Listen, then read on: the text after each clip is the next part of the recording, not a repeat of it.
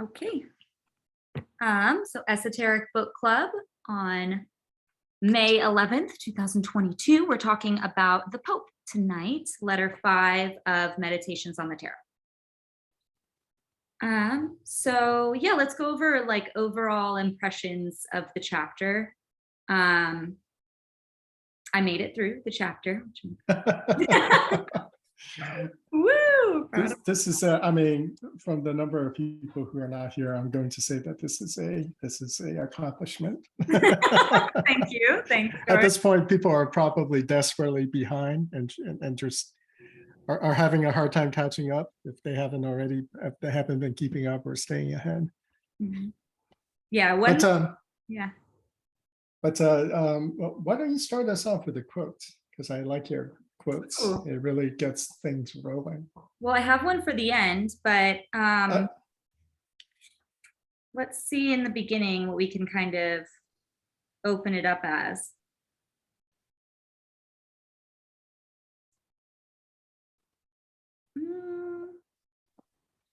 Ooh. One freely breathes the divine breath, which is freedom. That was on page 101. I know my workings are in air right now, so that definitely, I felt like it was a good transition from water to air when he was talking about, respiration and, but blood into breath into heart, was a really good transition of like the life flow in there. So freely breathing the divine breath and embracing freedom as a result of that, process is a really cool way to look at it. So how did you feel about this chapter? Yeah. What was your overall impression? I mean, I think,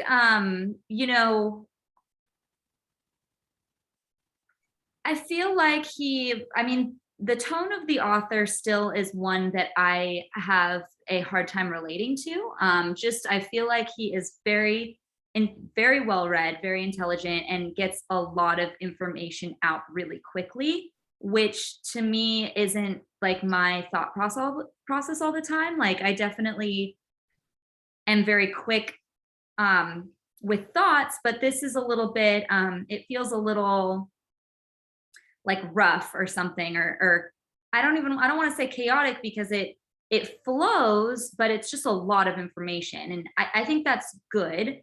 I still have hangups with hierarchical systems sometimes, or a lot of times. So I felt like the tone of the chapter was very hierarchical. And I'm still assessing, like I'm excited for this conversation to just kind of see where we all stand within some of the concepts that he describes hierarchically and how they work within our practices. Overall, I think he concluded it in a neutral place that I greatly appreciated when it comes to talking about magic, because a lot of his quotes were very one side or the other.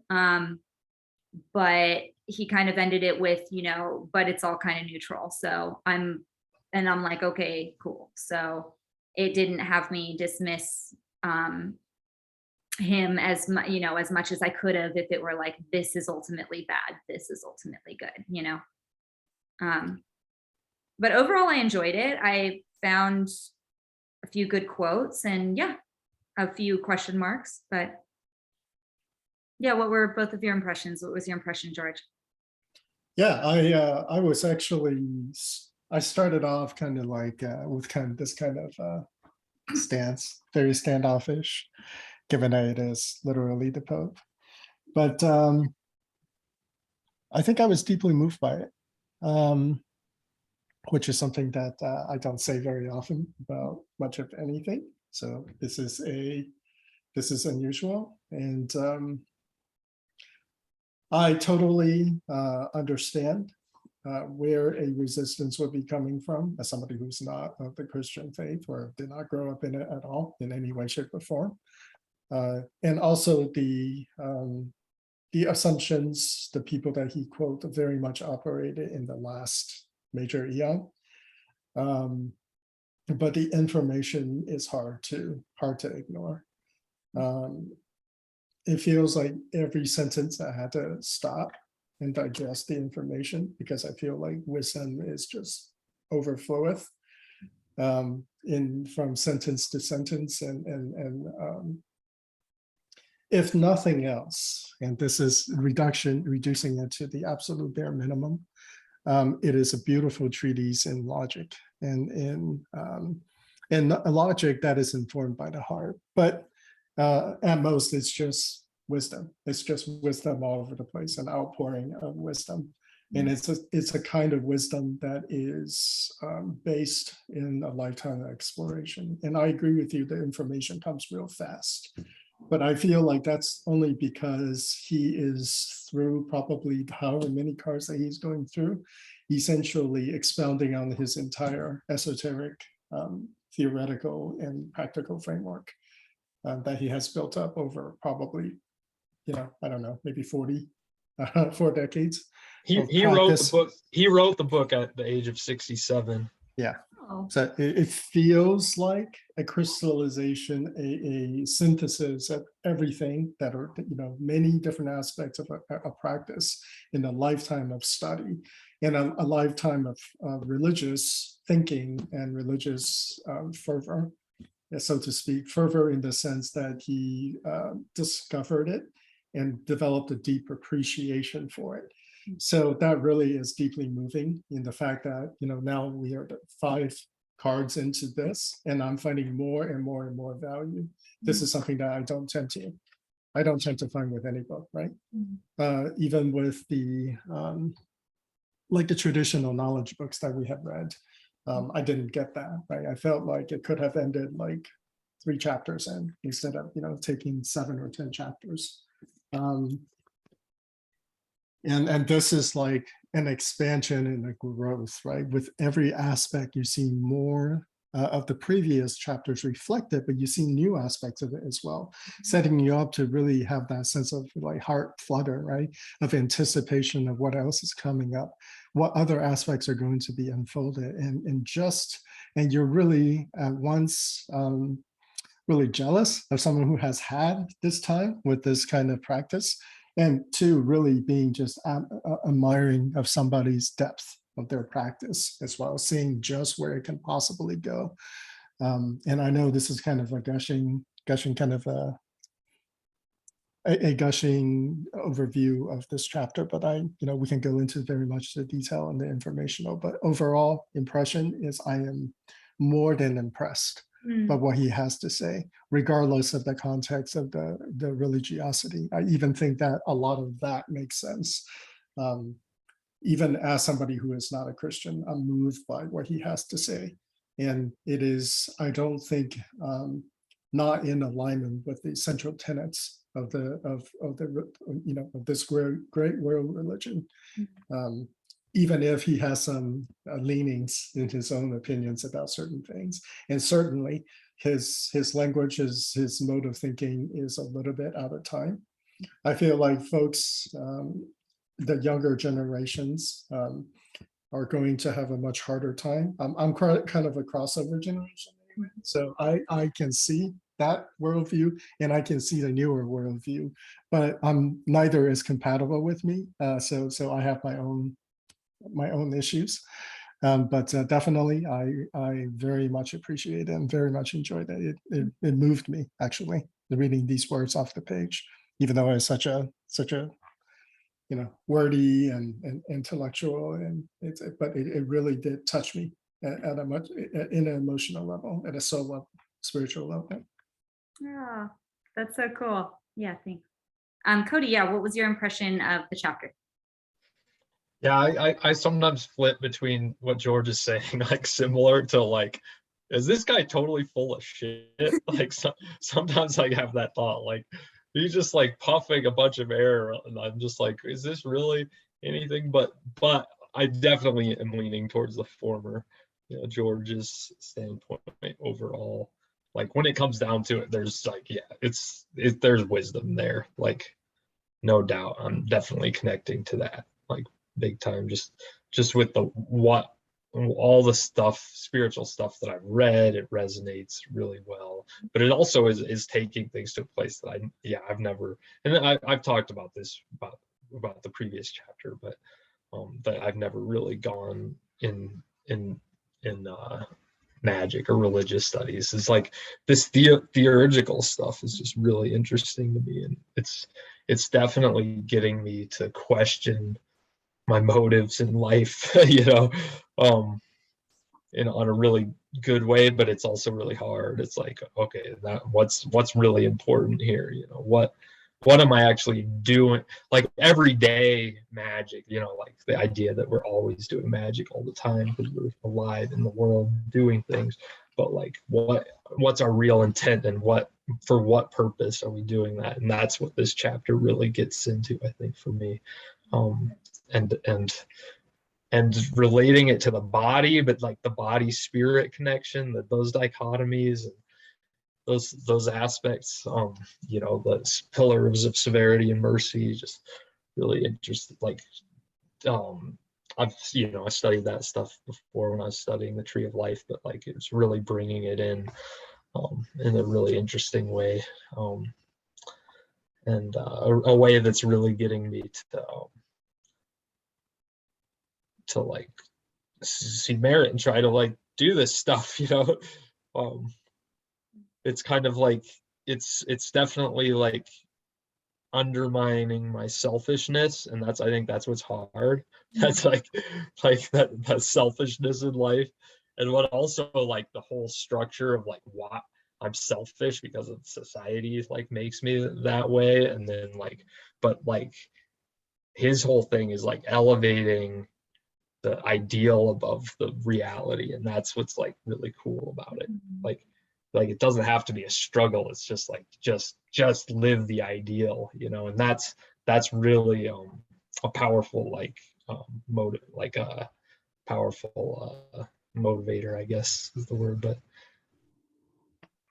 I like that a lot. Like because it can be so easy to be just like caught up in the story of like society and how it brings you down, like how it's like makes us selfish. The reality of like eating and participating in an economy, but cool. but that we still need to hang on to the ideal, but that's really important. That's like the important thing to hold for the spiritual life of all of humanity, and that I think that's like almost a direct quote. Chapter. Yeah. It looks like Britannia has joined us. Yeah. Let's get her perspective on this. I know. What was your overall impression of the chapter, Britannia? Honestly, okay, I went into it thinking like, here we go. I'm gonna have like all these inherent biases, and I'm just gonna be like going through barbed wire trying to like get these ideas. But I ended up having the opposite experience. It was a really easy read, and the way he builds and divulges, he builds on the things he said before, but he also goes deeper into like the depth below.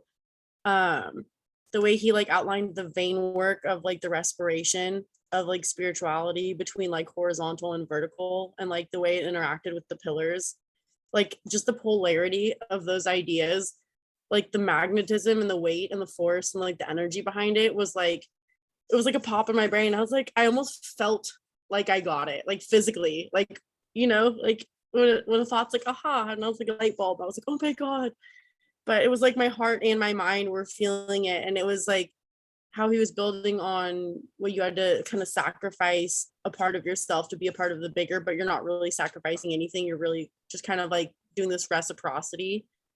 And I felt like that kind of came full circle with this card. And it was really enlightening and actually a little healing for me to read. So I think this was a great chapter.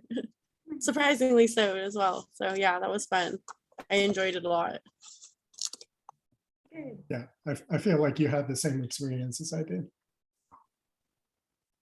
Yeah, and it was fun where I loved when he was talking about how like this one guy is seen as a Jesuit and this other guy is seen by his like occult friends as a secularist again. And I was like, oh, so like the middle path or whatever, like the middle pillar that the Pope represents is kind of self-ostracizing in the sense that you know that you're alone in the world and you have to like be accountable on your own for your own morality, your own beliefs, and your own actions to follow through with those things, and that relationship that you have with, you know, mercy and with truth. And I really really liked that, assuming like personal accountability.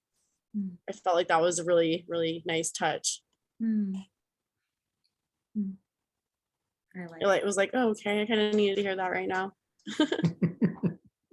Interesting that both of you had that like heart experience, because Yeah. like that's kind of what the chapter was all about. Yeah.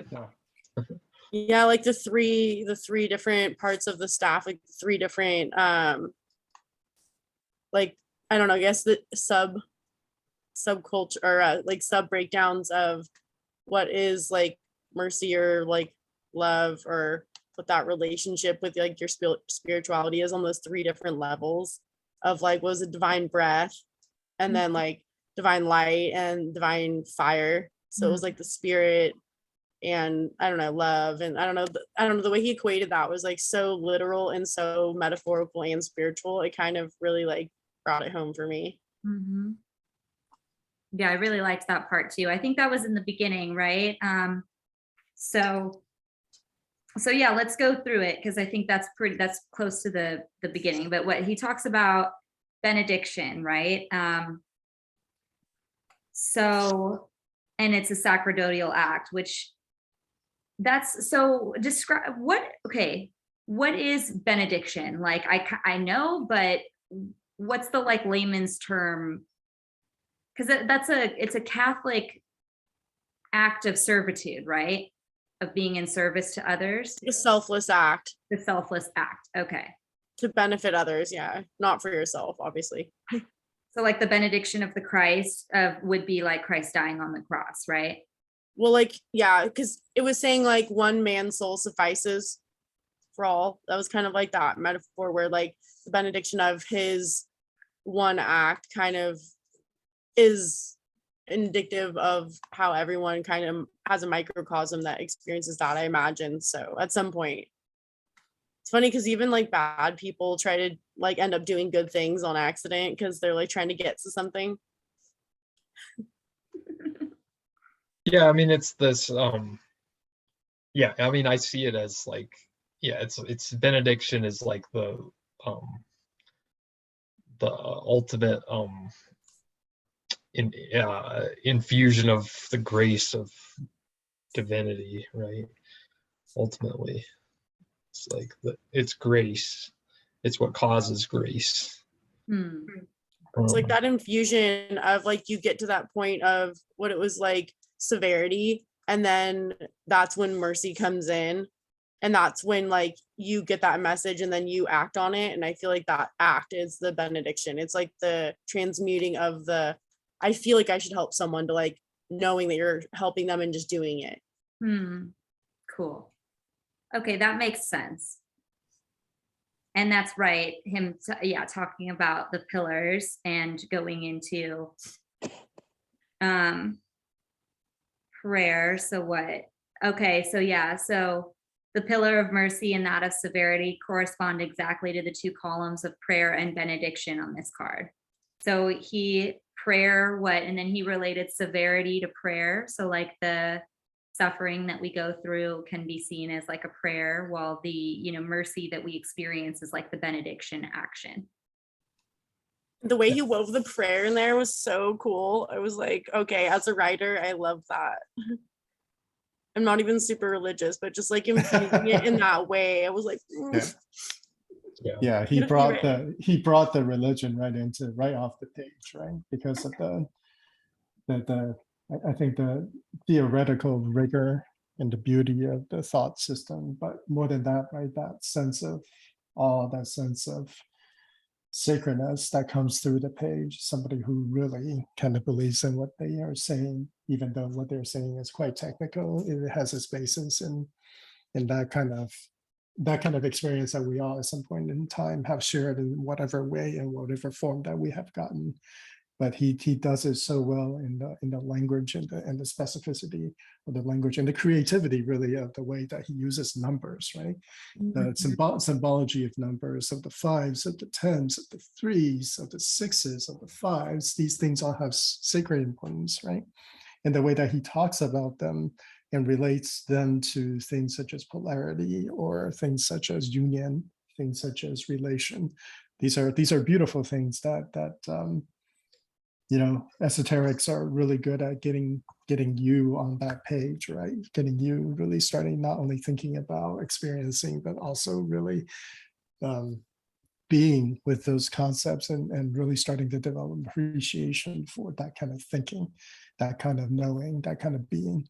I really felt it popping off the page. Definitely it touched me in the heart. Like definitely that was an experience I had reading this chapter, which is odd because of the language that he uses. Well, I know you guys were talking about in like the last few.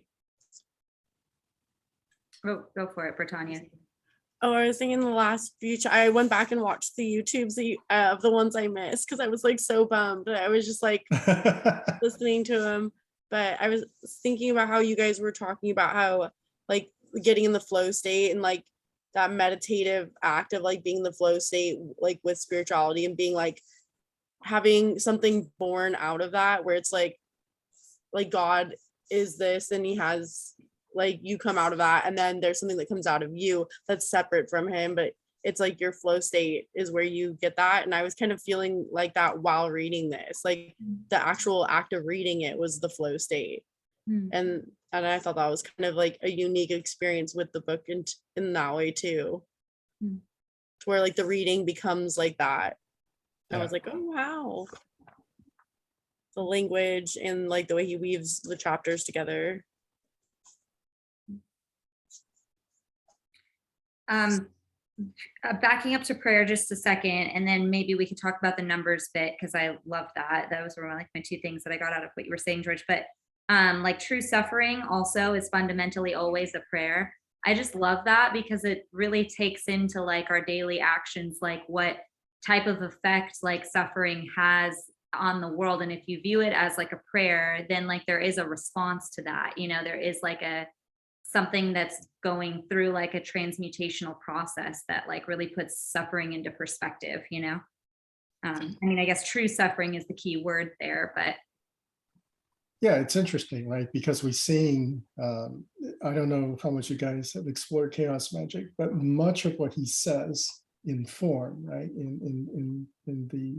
If you were to operationalize what he said, you can very much take that out of context and literally just be introducing pain as part of your ritual for that suffering experience. But at the fundamental level of that suffering is supposed to bring you out of yourself, right? You're hurting, and that snaps you out of this dreamlike opiate-like state that you're always in, just long enough for you to touch, right? Have a possibility of touching the divine, of really, for just a microsecond there in your pain experience and your shock, being shocked out of your normal state of consciousness. And even in those words, in what he described, and of course he's using much more profound words, such as true suffering, which has an entirely different dimension to it, right? And that is the kind of suffering where desperation, out of sheer desperation, you'll cry out in prayer, and thereby entirely change your spiritual dimension, right?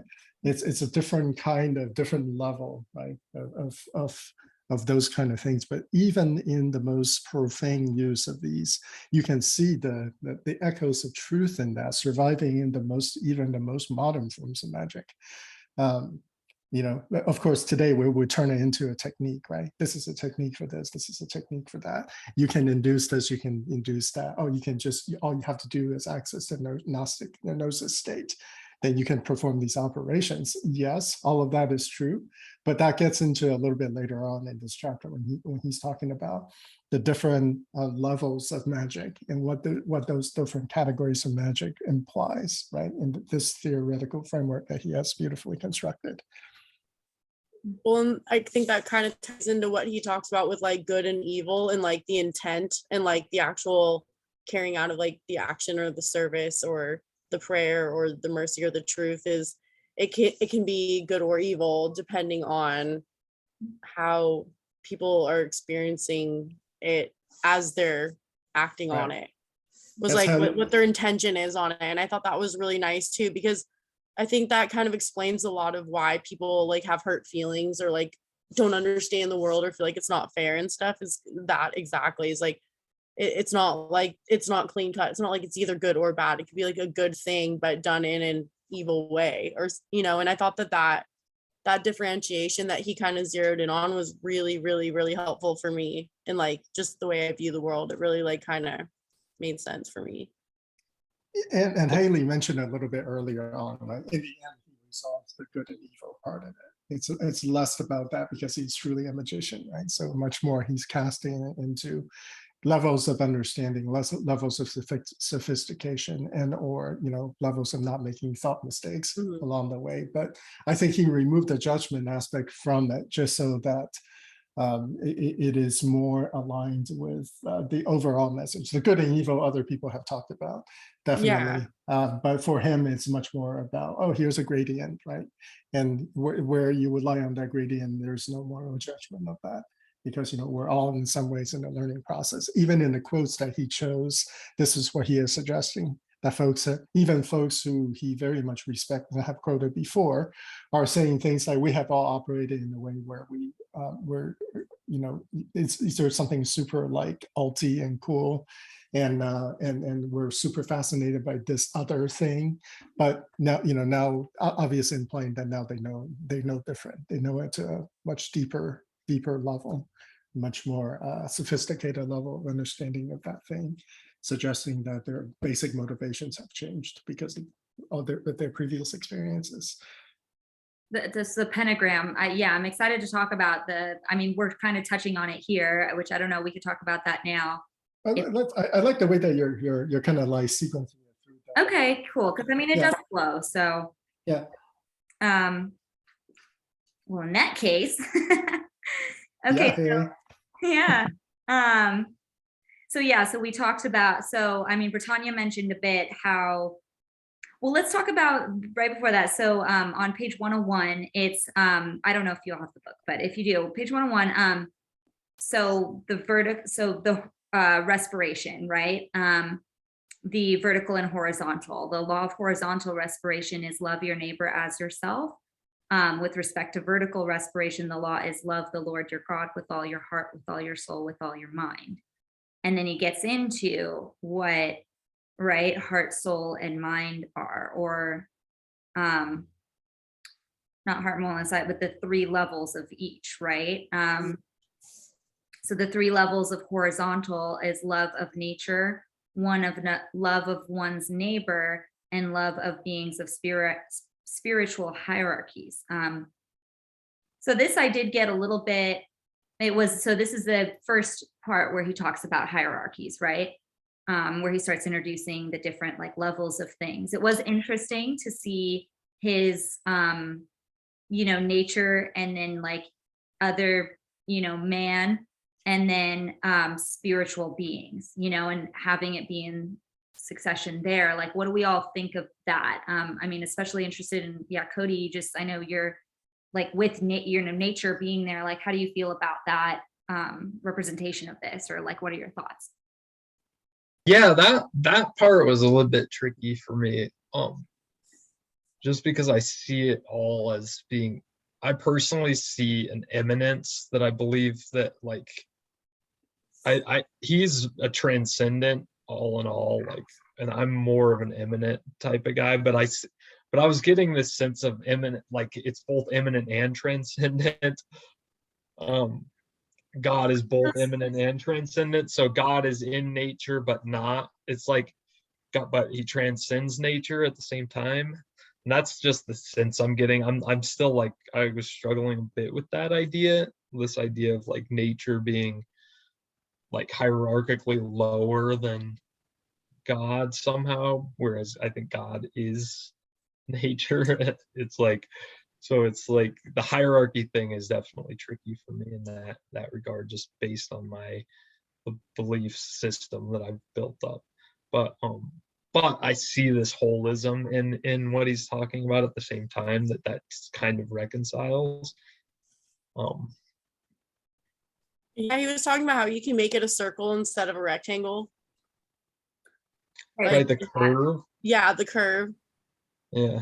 And I think that's like the more naturally you see that like the bigger thing is like a cause, and that these things are the nature of that cause, and that they keep going into their own thing. Like nature is the cause of this, and something comes out of that. Whereas like God is the cause of nature, and then so man comes out of nature. And because we are spiritual beings, there are spiritual beings above us, and obviously below us too. But it kind of made me think about what you guys said in I think one of the last chats too, of like that spiral, like kind of like an inverted torus, where it's like the same thing manifested in a different way. So it's separate, but it's still like the same breath, or like the same truth, but it's manifested in different like levels. Yeah, like stuff going around the strange attractor, right? You can vary in how far you go, but it's still being attracted to that thing. And you're still circling around it like water going down the drain. In reverse, of course. If you're a Ken Wilber guy, right? The spiral dynamics kind of stuff. So it's spiraling up or spiraling down, mostly spiraling up, hopefully. Cody, I hear you, but I have to ask you this then.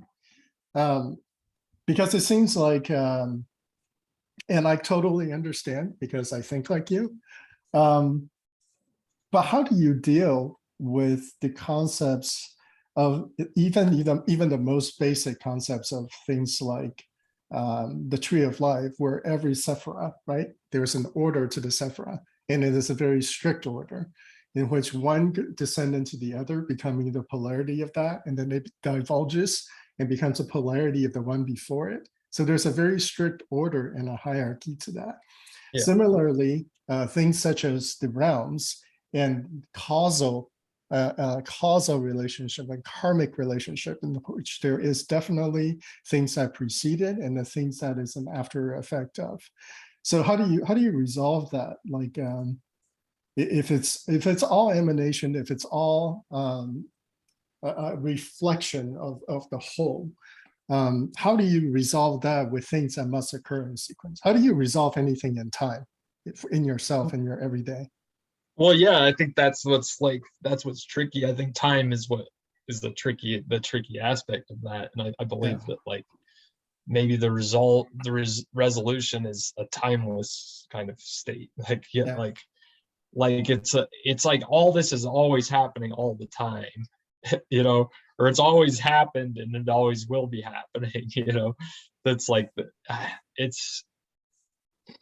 I mean, that's like the best I can put it. But yeah, it's tough. That's why this stuff is tricky for me. It's like it's tricky to like put it in these ways. And I know like the Platonic way is like this ideal singularity of God or whatever it is like I don't know exactly how it's like it emanates through the realms, and like and the hierarchies are just the gradation of the radiation of God's power into nature or whatever. But yeah, I mean, that's a tricky philosophical question. I mean, that's one that people's been debating for thousands of years, like what the nature of that is. But I mean, I like to see it as like reflections more so than like or like ripples, so it's these pillars like reflect each other, and one causes the other or leads to this or descends to this. Like it's not really like an order, it's more like a flow or like a progression through time, like with mirror reflections. So Haley, let me ask you this, because I asked Cody the really hard question. Yeah. And he skillfully dodged it for himself. Yeah, still answering in some way. I don't know how to answer it. but definitely for you, Haley, the first card of the magician, right, where he has all the tools laid out in front of him on the table, which I consider fully horizontal, right? But the traditional image of the magician is one hand pointing up and one hand pointing down. So that implies that there is a place into which this magician fits. And so in your personal practice, how do you, has that occurred to you in some way? Like, where do you fit in this grand, like, not just within magic, right? But just your place in the universe. Where do you fit?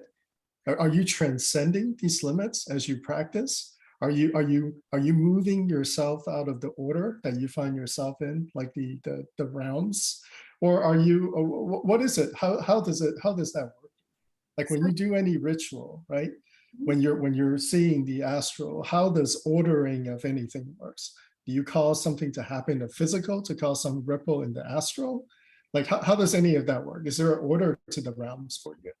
So yeah, it's kind of interesting that this, came to me. It shows that I should have always been a magician. I've always been a magician, but I used to say like we can look up as far up as we can look like microscopically. So we can look into the stars as much as we can look into like an atom, and that person. And I always said like humans are like the middle of that. Like we can see above as we can see below. I was just thinking in science, I was like a physics major for a year. So that was kind of my like framework of identifying the universe, was like on these like made up things that I thought were made up, but now I'm finding are true, So when I practice, like for me, it's just like widening my scope, or understanding that there is like as much like below as there is above. So like when I receive astral messages, like I can also receive like deeper like feelings and deeper like my inner life changes as much as my like outer world changes around me, and it's just like a scope widening. It's not necessarily like my position changes in a hierarchical sense, more like in a like encompassing sense, I guess. So you do really believe that there is a hierarchical place into which you fit, right? I would say we're this, I mean, I see that we're in more so like the center of it, I guess. I mean, but I guess that's hierarchy. I mean, I don't see as any of the forces as like there's different abilities that everything has, but I guess it's my definition of hierarchy would assume that there is more or less like worth or value. I think that's why it's so okay, I yeah. see. Yeah. So that's okay. why it's such a Got hang it. up for me, is because it's more like I don't view astral beings. I mean, while I think they're, more powerful, I don't think they have more value than like the inner beings of my like life, or the like underworld either, or even like, I mean, there's just it's different purposes for all of those things. Wow, it's interesting that you think they have more power. I think it depends on what like level you're operating. They probably have more power in the level they're on, but like in our realm, I think we have the most power. And like, I don't know, and when he was writing, he was talking about how if you see the sun as centric, then you're wrong for this analogy, because Earth has to be central, because that's where you're at, basically. Yeah. And that's like where you can have the most interaction and change and tapping into like the higher and lower. And not like that it's higher or lower, but just for like the spatial spiritual awareness, there are things that are above and below you in ways that they operate, and realms that they're able to interact with, and levels in which they're able to interact with those realms, or like the way they bubble up. It's like, yeah, there's a lot going on underneath, like below the surface of the water, or like the mantle of the earth, or anything like that. Like it does shape the things above it, and it does change the things below it, but it doesn't, you don't notice every little move of a plate underneath you over the decades, right, or even the hundreds of thousands of miles of per day of earthly movement even beneath you, right? Like yeah, or the expansion of like black or with dark matter, like expanding everything at all times, like yeah. Like Haley, I've always, as you said that, I've always, and this image came to my mind, and I like to share it, right? I've always thought of like the relationship as more like just think of like a chain or a rope, right? Like things with individual links.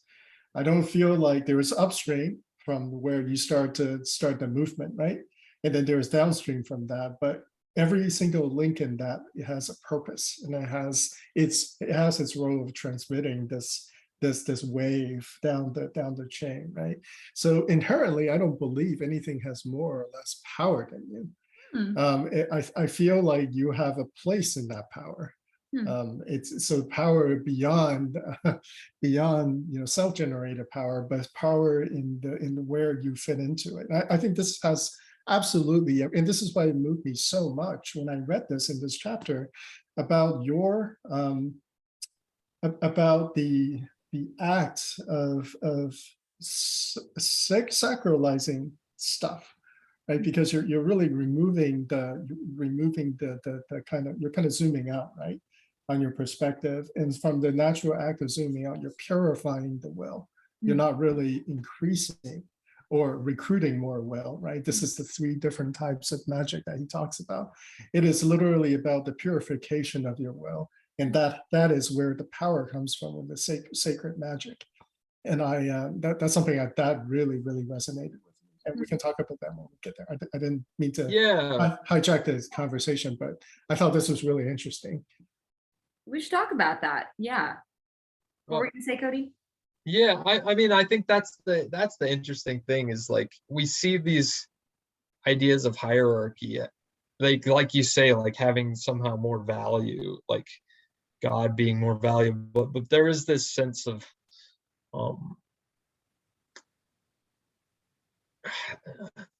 yeah, I kind of lost my train of thought there, but that's what I resonated with what you said about that, but that doesn't sit well with me. And what one of my thoughts in reading this book was like, isn't that what fallen nature is to some degree, is like that we see these, like, that there's hierarchies have been created, and that's on this plane very much, like, and so it's like it's difficult for me to like translate to that, to like this vertical. But I think what he's actually getting at is that vertical line is actually like kind of it's a different sort of hierarchy than what we would think of on this planet as hierarchy, because he even talks about like the popes of the ages have like they've had this post of pope, but they've committed atrocities, like they're still working on this level, and there's hierarchies on this level, but that's just like,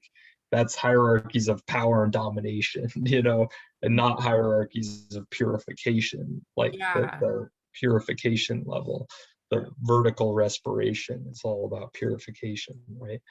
So that's like, and it's purification through like, and mystical. through like letting go of, it's like letting go of that idea of dominance, of like, of powers dominating one another. That's a different view of hierarchy, a different view of power than than what we're used to. So I think that's how I've reconciled this chapter a lot. Yeah. Purification, illumination, and mystical union being breath, light, and fire, like Britannia said earlier, which I think does separate the like popes of the world from the popes of the divine or whatnot, or sacred magic versus other magic, or however he classifies that. Well, he was also talking about how like the post is the ideal, like that's the eternal, whereas like the person is the like actual, but it's not permanent. It's like the constantly like changing or evolving or whatever. It's like impermanent. And I thought that was kind of real in the way that it acknowledges that like people will fail, but that idea of like carrying the torch of like morality and that like post, that gatekeeper of, between the divine and the action is always going to be there. Like there'll always be a hero in any like war situation. Like you look somewhere bad and someone's doing something good. And like, it doesn't matter like how much bad's happened, that one person doing that one good thing will inspire the shit out of people. Like the people like the white helmets, in Syria and stuff like that. Like, I mean, they're not the same people every single time because those people can't carry that torch forever. They're human. But I think that's part of like the vertical and the horizontal too, is like acknowledging like the in and out and the up and down of it all, which I felt like it acknowledged like the depth of human to like that Kabbalic cross level where like I could like see it and feel it while I was reading this. Hmm. I was like, oh, he sees us truly. Well, I like that you said the Kabbalic cross level because he does talk about from the cross to the pentagram to the hexagram. And I did feel like the chapter really embodied that transition as well and like gave like a precursor to his later chapters, probably, right? Like kind of Gave me like a physical representation too, which is weird for me to have with spiritual things. Like I have like good visualizations for things pretty easily, but usually they're very like abstract and like light and space and things like that. But this was more like, oh my God, I see like a structure. And I was like, that's the first time I felt like a solid structure that was like bigger and metaphorical. I don't know. It was nice. I really like his writing. Yeah. He's a great So yeah, writer. what about the 5 wounds? Ooh, yeah, Five can we get wounds. to it? Let's see, anything, hold on. I didn't highlight a bunch on the next few pages. He talked about the day and the night, the twofold tradition, which I thought was pretty, like it was the emperor and the pope being, the day and the night, the human effort and divine grace, which is kind of like the pillars, and talking about how the pope carries that through. He talks about it in an interesting way, I thought, with a lot of subtlety, because if you have studied the Kabbalah, you will read it differently than if you just read his words. You will make assumptions about day and night. He's not actually talking about them in the same polarity, in the way that things are polarized, as in in normal everyday conversation where there's black and white, right? And then there's something in between. He's talking about them in a Kabbalistic kind of way, in which each is a polarity of the other, but they're not the absence of the other. They're like a related like polarity to the other. One is more encompassing of a particular place in the tree of life than the other. So if you can represent them almost as the gatekeepers at different sephira on the tree of life, that's the way I read it more, in terms of they're assigned day or night, right? Because they're both day and night. And there's an aspect of them that are day and night, and depending on where in relation to the other, it could be day or night. But in and of themselves and relating to anything around the different sephiras, around the circular concepts of their sphere of influence, they are actually talking about interfaces between different meta concepts almost. They are the interfacers. They are the guardians. They are the threshold between certain things, and they must exist because they are the threshold, or else none of it will connect. So to me, he described it in a very, very skillful kind of way without spelling everything out. Because in some ways, I almost feel like he's like writing this book for people who actually know something about the Kabbalah and still weave the language together in such a way that's suggestive for other people that might be just beginning their exploration of something like the Kabbalah or something like the Tree of Life. Cody, you've read some stuff on the Tree of Life. Do you agree with that in terms of this discussion about the day and night? Yeah, I mean, I'm not totally sure. I guess I'm not totally sure what you're saying about it, but like, are you saying it's like a two sides of the same coin kind of thing? No, not at all. Like or okay, so well, like he was saying it's like the words of day and the knowledge of night. So like the words that are like spoken during the day, like soak in to like and become the knowledge of night. So it's like the words invoked the knowledge, which in turn invokes more words. And I don't know, it was like it's like two parts of the same cycle, I guess. I don't know how to explain it better. right. Well, it's the respiration. Right? Yeah. That's important part of that. But it's kind of like I guess the best analogy I have to what he's talking about, and we have modern ways of representing this that we uptake much more easily. Like, for example, for us in the modern mind, the way to represent this would be different dimensions. Like the third dimension includes all the first and second dimension, yet it is polar to that in the sense that it includes something that sets it apart and places it in order to the other. And the fourth dimensions, once again, so fifth dimension, sixth dimension, in such a way that they kind of encompass and require one another. And without them, there would be no connection between these dimensions. And so therefore, to say it's day or night, right? It's a little bit misleading because it kind of depends where you're looking. But there is definitely like an order to it. Like if you were to examine it zoomed out, right?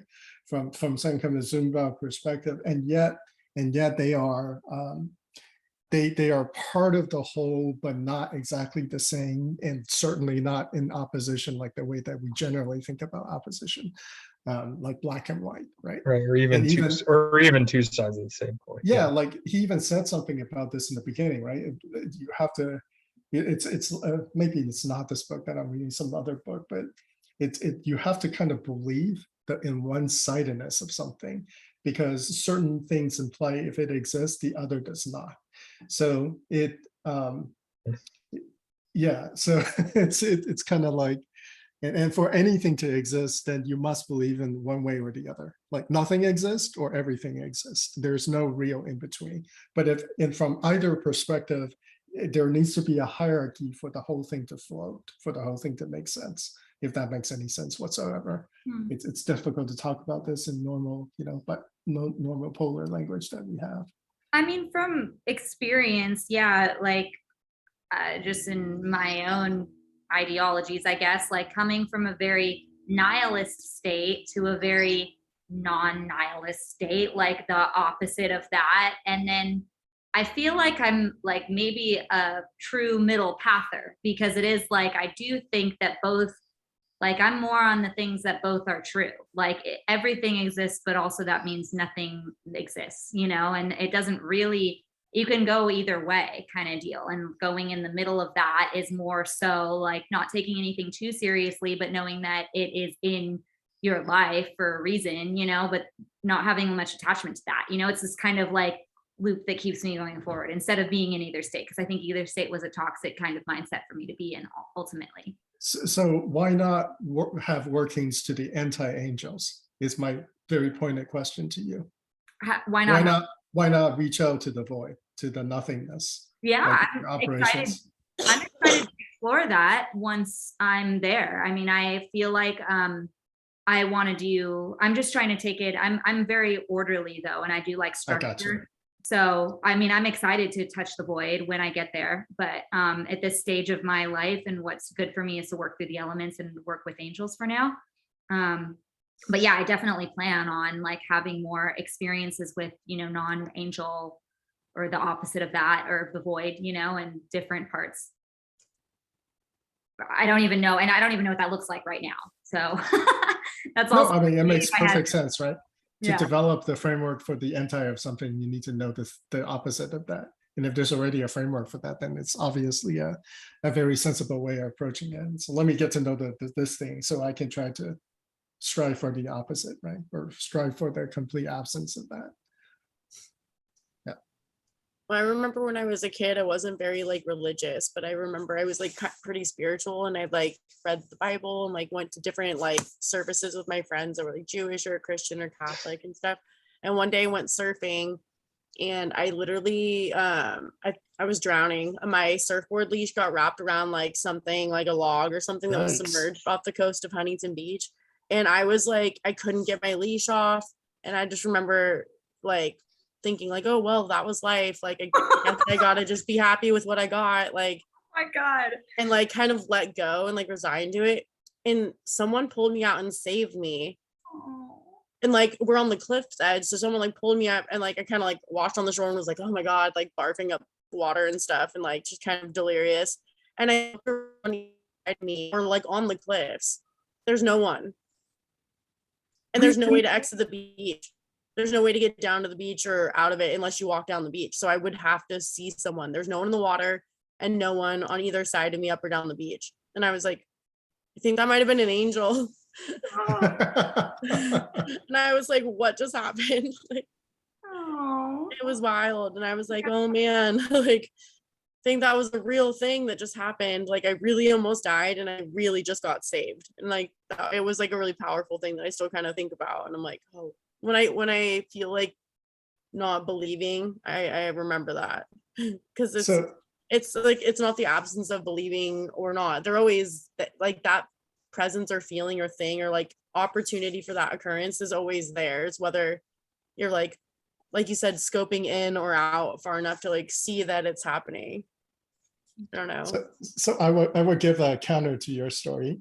So when I was little, I went out swimming in the ocean, and not knowing anything about the ocean because I was little, I got washed out by current. And no matter how hard I swam, I was washed out further and further. And I was screaming for help for like 10 minutes. And then I finally realized nobody was going to come and get me because nobody can hear me. I was too far out. And all of a sudden, I had a moment of clarity.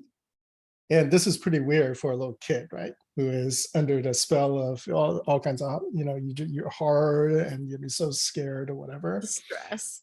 But like at some point, some switch got flipped, and I became super, super clear about a course of action, what I must do.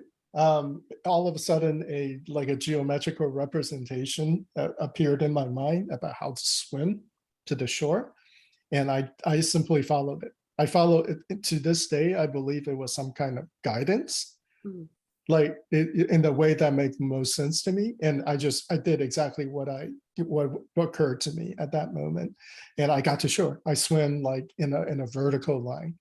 And I actually used the thing and used the outline, the shape of the shore. There was like a piece that jutted out, but it was a little bit further down. So instead of trying to directly oppose the current, I kind of went just sort of on it at a sort of a diagonal and ended up way further down the beach. But I got to the beach. And of course, I was like, coughing up water and, because I almost drowned. But I offer that as a counter to that story, not as the opposite, right? In the same way that the day and the night discussion, but almost as another example of something that very similar that has happened to me. I realized that it was unusual for a little kid. Let's put it that way. I even years later, when I think back on my experience, it's like that's a little weird. That's quite unusual. And I've almost died several times since then as well. And each time is just as unusual as that one. It's almost like there's interference. There is some kind of interruption. And always I sort of came out all right. So yeah, like time and perception changes and you become like aware of thoughts or like knowledge that you need very specifically for this very second, and there's not much time to spare. And I don't know, that's where I think it's like true magic, because I always wonder like where did that come from, and not in a like who did that come from sense, but like where did that come from? Like where did that little what just current came? or little ripple come from? Because I want to just shout it out, like whatever. Thank you. It's immediate, it's right now, and it interferes like in the most direct kind of way. And there is a very, very different outcome than what you thought was going to happen. And I relate that very much to like that true suffering, like that true like transcendence. All of a sudden you're just there, right? And then like things just flow and things are just happening. And those are the kind of moments I really go back to in the darkest hours in my life, right? When I'm most scared, when I'm most stressed out. Those are the things I really look back upon as somebody who never grew up with any kind of faith, who never had any kind of spirituality, really. Nothing but a kind of nihilism and belief in the physical world only. Those are the kind of experiences that really has, gotten me to the esoterics. It sounds to me like it is the proof of that vertical line that we're almost, in this horizontal, like day-to-day life, Or like even like the love, what he says, like the love of nature, the love of our neighbors, like we're in this horizontal, we have this maybe like black and white idea of day and night, like you say, but then like the vertical comes in the middle and Yeah. like and and and brings them together in this interesting way and like gives us these insights that like It's like we flat can world, have right? and we're But yeah, suffering in this natural plane, and when the suffering gets too much, our injuries, the injury from it creates the wounds that bring in the yeah, from the vertical. yeah, definitely. I wonder what about those intense moments of whatever call to that energy to come. Like, how does it, like there's got to be some polarity from like not a hierarchical sense, like, but we were talking about like an order, like cause and effect. Like, there has to be a reason that that energy is like drawn to those circumstance. I see it like it fills in the gap that it was created. So there was a little opening, and then whatever like was in your sphere already that's like supposed to be for like your personality or the things, the energies that are that you're like tuned to always. It's like if there's a little opening, it just can like it has that opportunity to fill in and like kind of just do what it's gonna do, you know?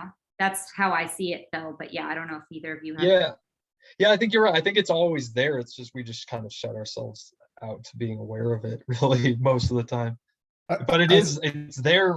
It's like necessary for functioning. It's there.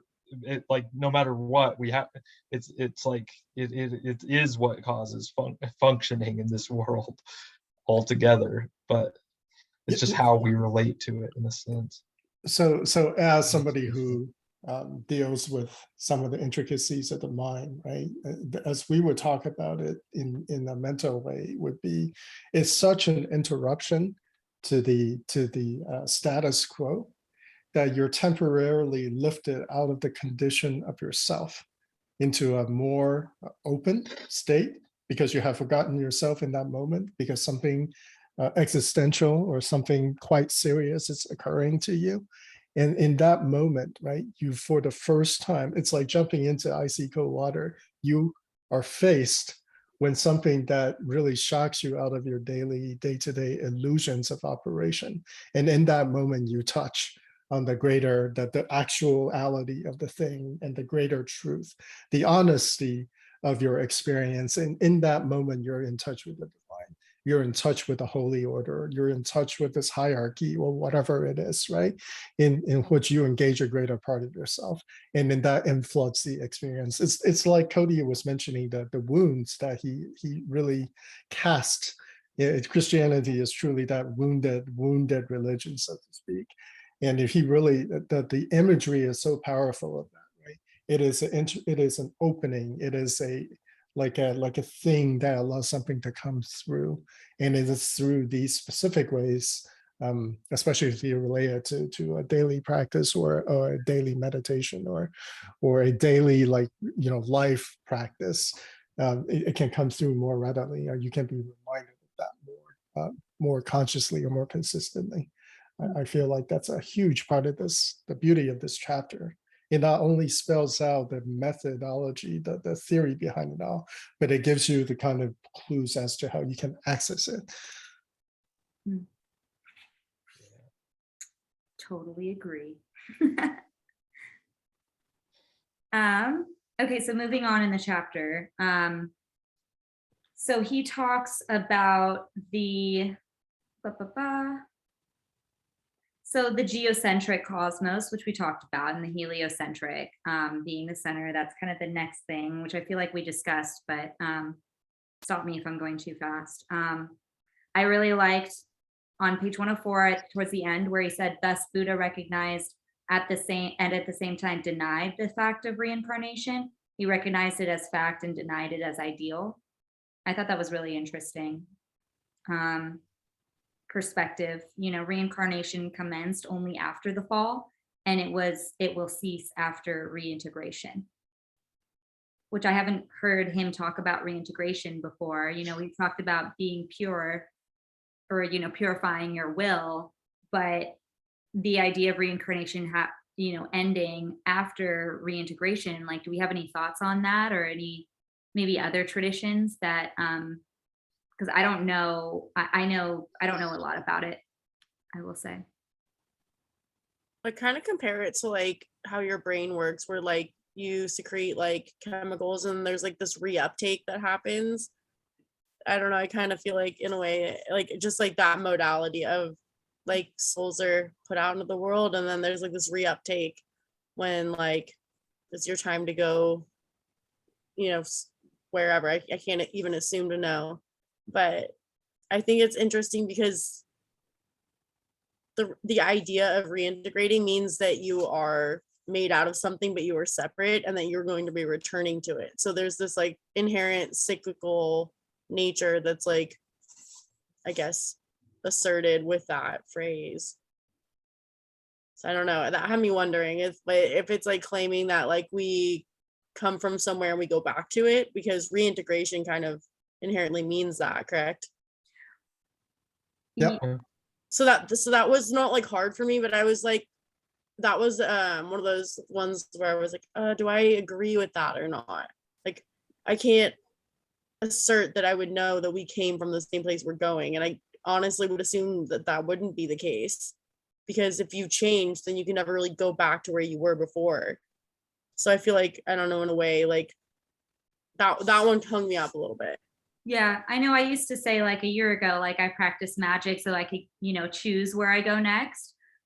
Which I thought, I don't know I kind of stopped thinking about that, like, because I don't even want to, like, that's not why I practice magic now, but I know that's something that I said, that's kind of like an interesting take on what he's saying here, because reincarnation commenced only after the fall, and it will cease with reintegration. So that's like reintegration with the oneness of the universe, or with, what do you? So, okay, so in the East, right, there is this idea, or there's this acceptance of reincarnation.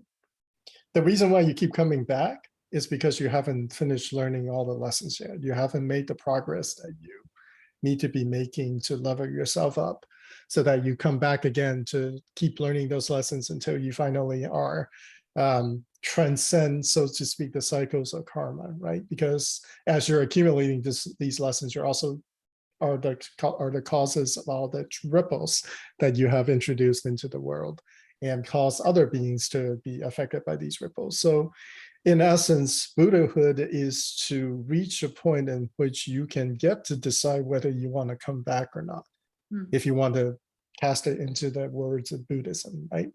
Or as a easy to understand for the Western mind, what this whole concept is about, that there is an end, it is a progression, there are leveling, and there's hierarchies of consciousness, and really corporeal or not, those are stages that you go through in your like trying to graduate, like middle school, really. Like, you're just trying to get to the next level of consciousness through the work that you have accumulated through endless lifetimes.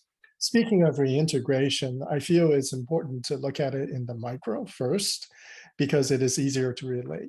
If you want to kind of think about reintegration, certainly the way that I think about reintegration is thinking about how you reintegrate into your higher self through lifetime after lifetime after lifetime. We don't even need to go as far as like the grand, divine reunification. We can simply just look at something much, closer and dearer to us and more relatable to us. That's like a personal reintegration.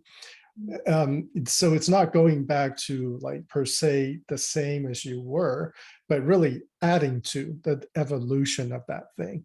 So in effect, the lifetimes that you live accumulates the stuff by which you will grow, right?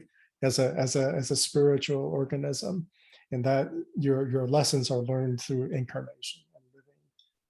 Living, and it's really through restriction. Let's put it in the most blunt way possible, is to choose to limit your existence so that you can get to more pointedly learn the lessons that you need to learn, or that you choose to learn.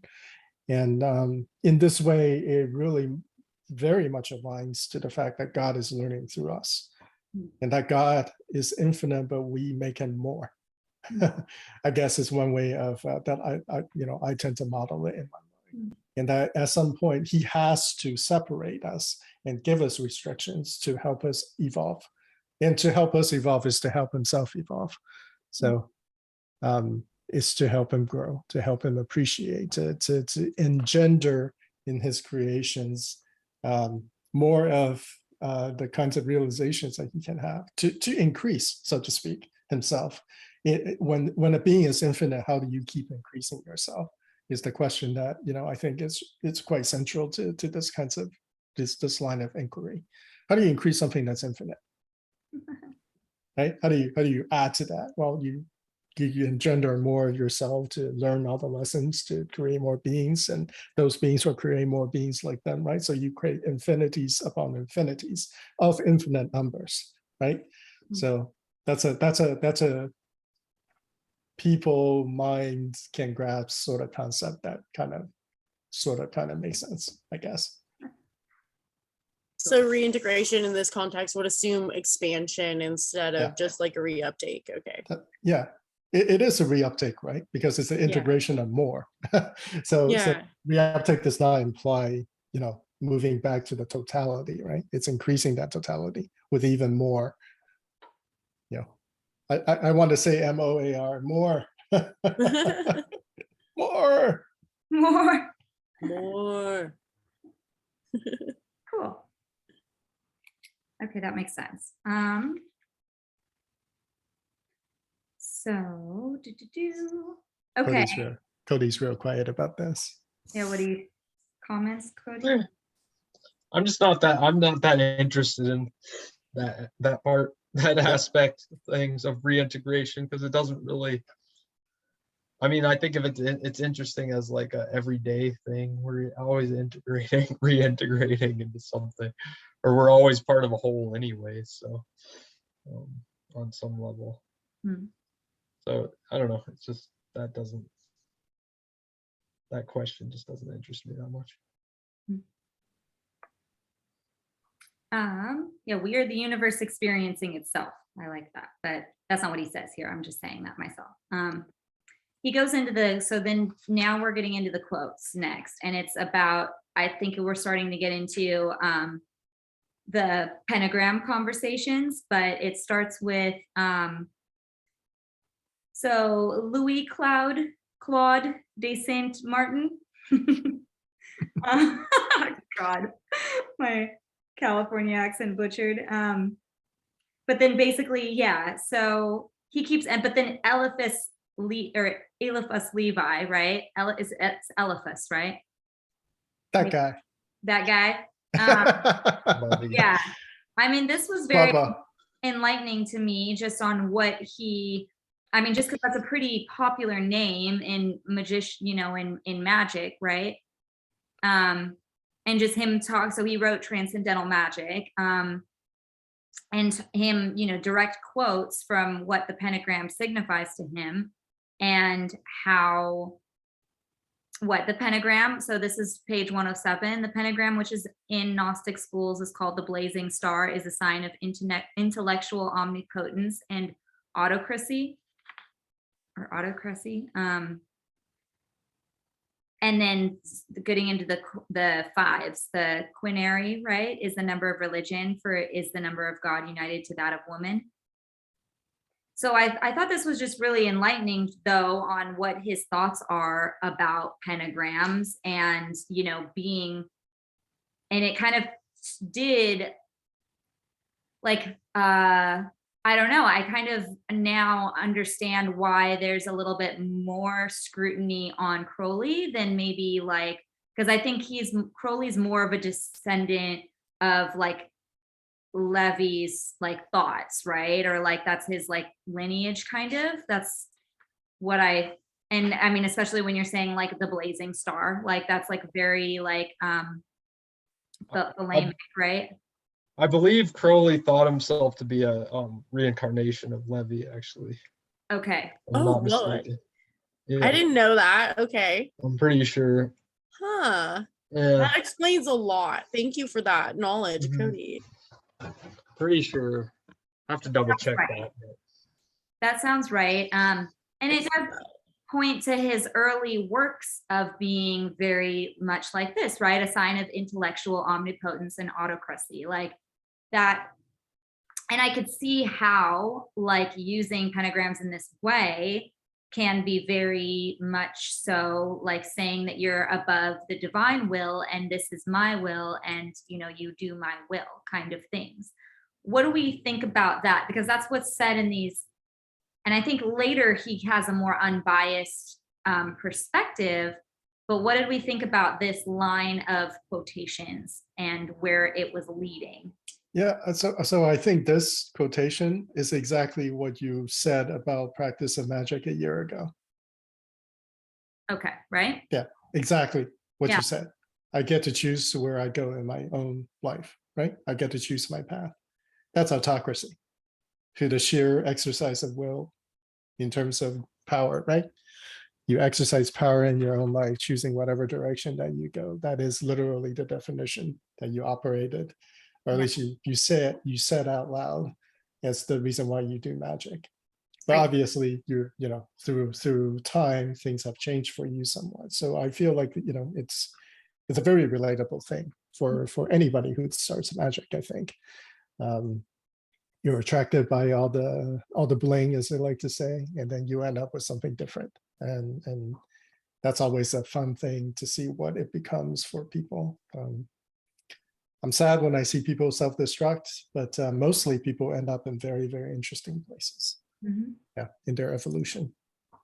And I mean, I would say, like, okay, then that's for, like, I do think it's an important step for people who, like, yeah, like, I understand why it was so attractive for me then, because I needed to feel like I had personal power in order to, Mhm. like, get to a place where I can surrender that power to, you know, divine will or to different will, you know, or to, like, yeah, universal unfolding. Like, that's where I needed to get to in order to be able to, yeah, surrender that. So that makes a lot of sense. Well, I think you have to like see what you can do and like how much you are or like who you are and how you are before you can see how you fit into like Mhm. the big scheme of things. You know, I don't know how to explain it. Like, It, you know it's- what your energy, you know, works with and how it works and how you're growing and how you interact and stuff. And then you can like see how that fits into like the bigger, you know, plan or not plan It- or, you know, ongoings, shall we say. to me, it's like the first time you encounter this question, what do you want for your birthday?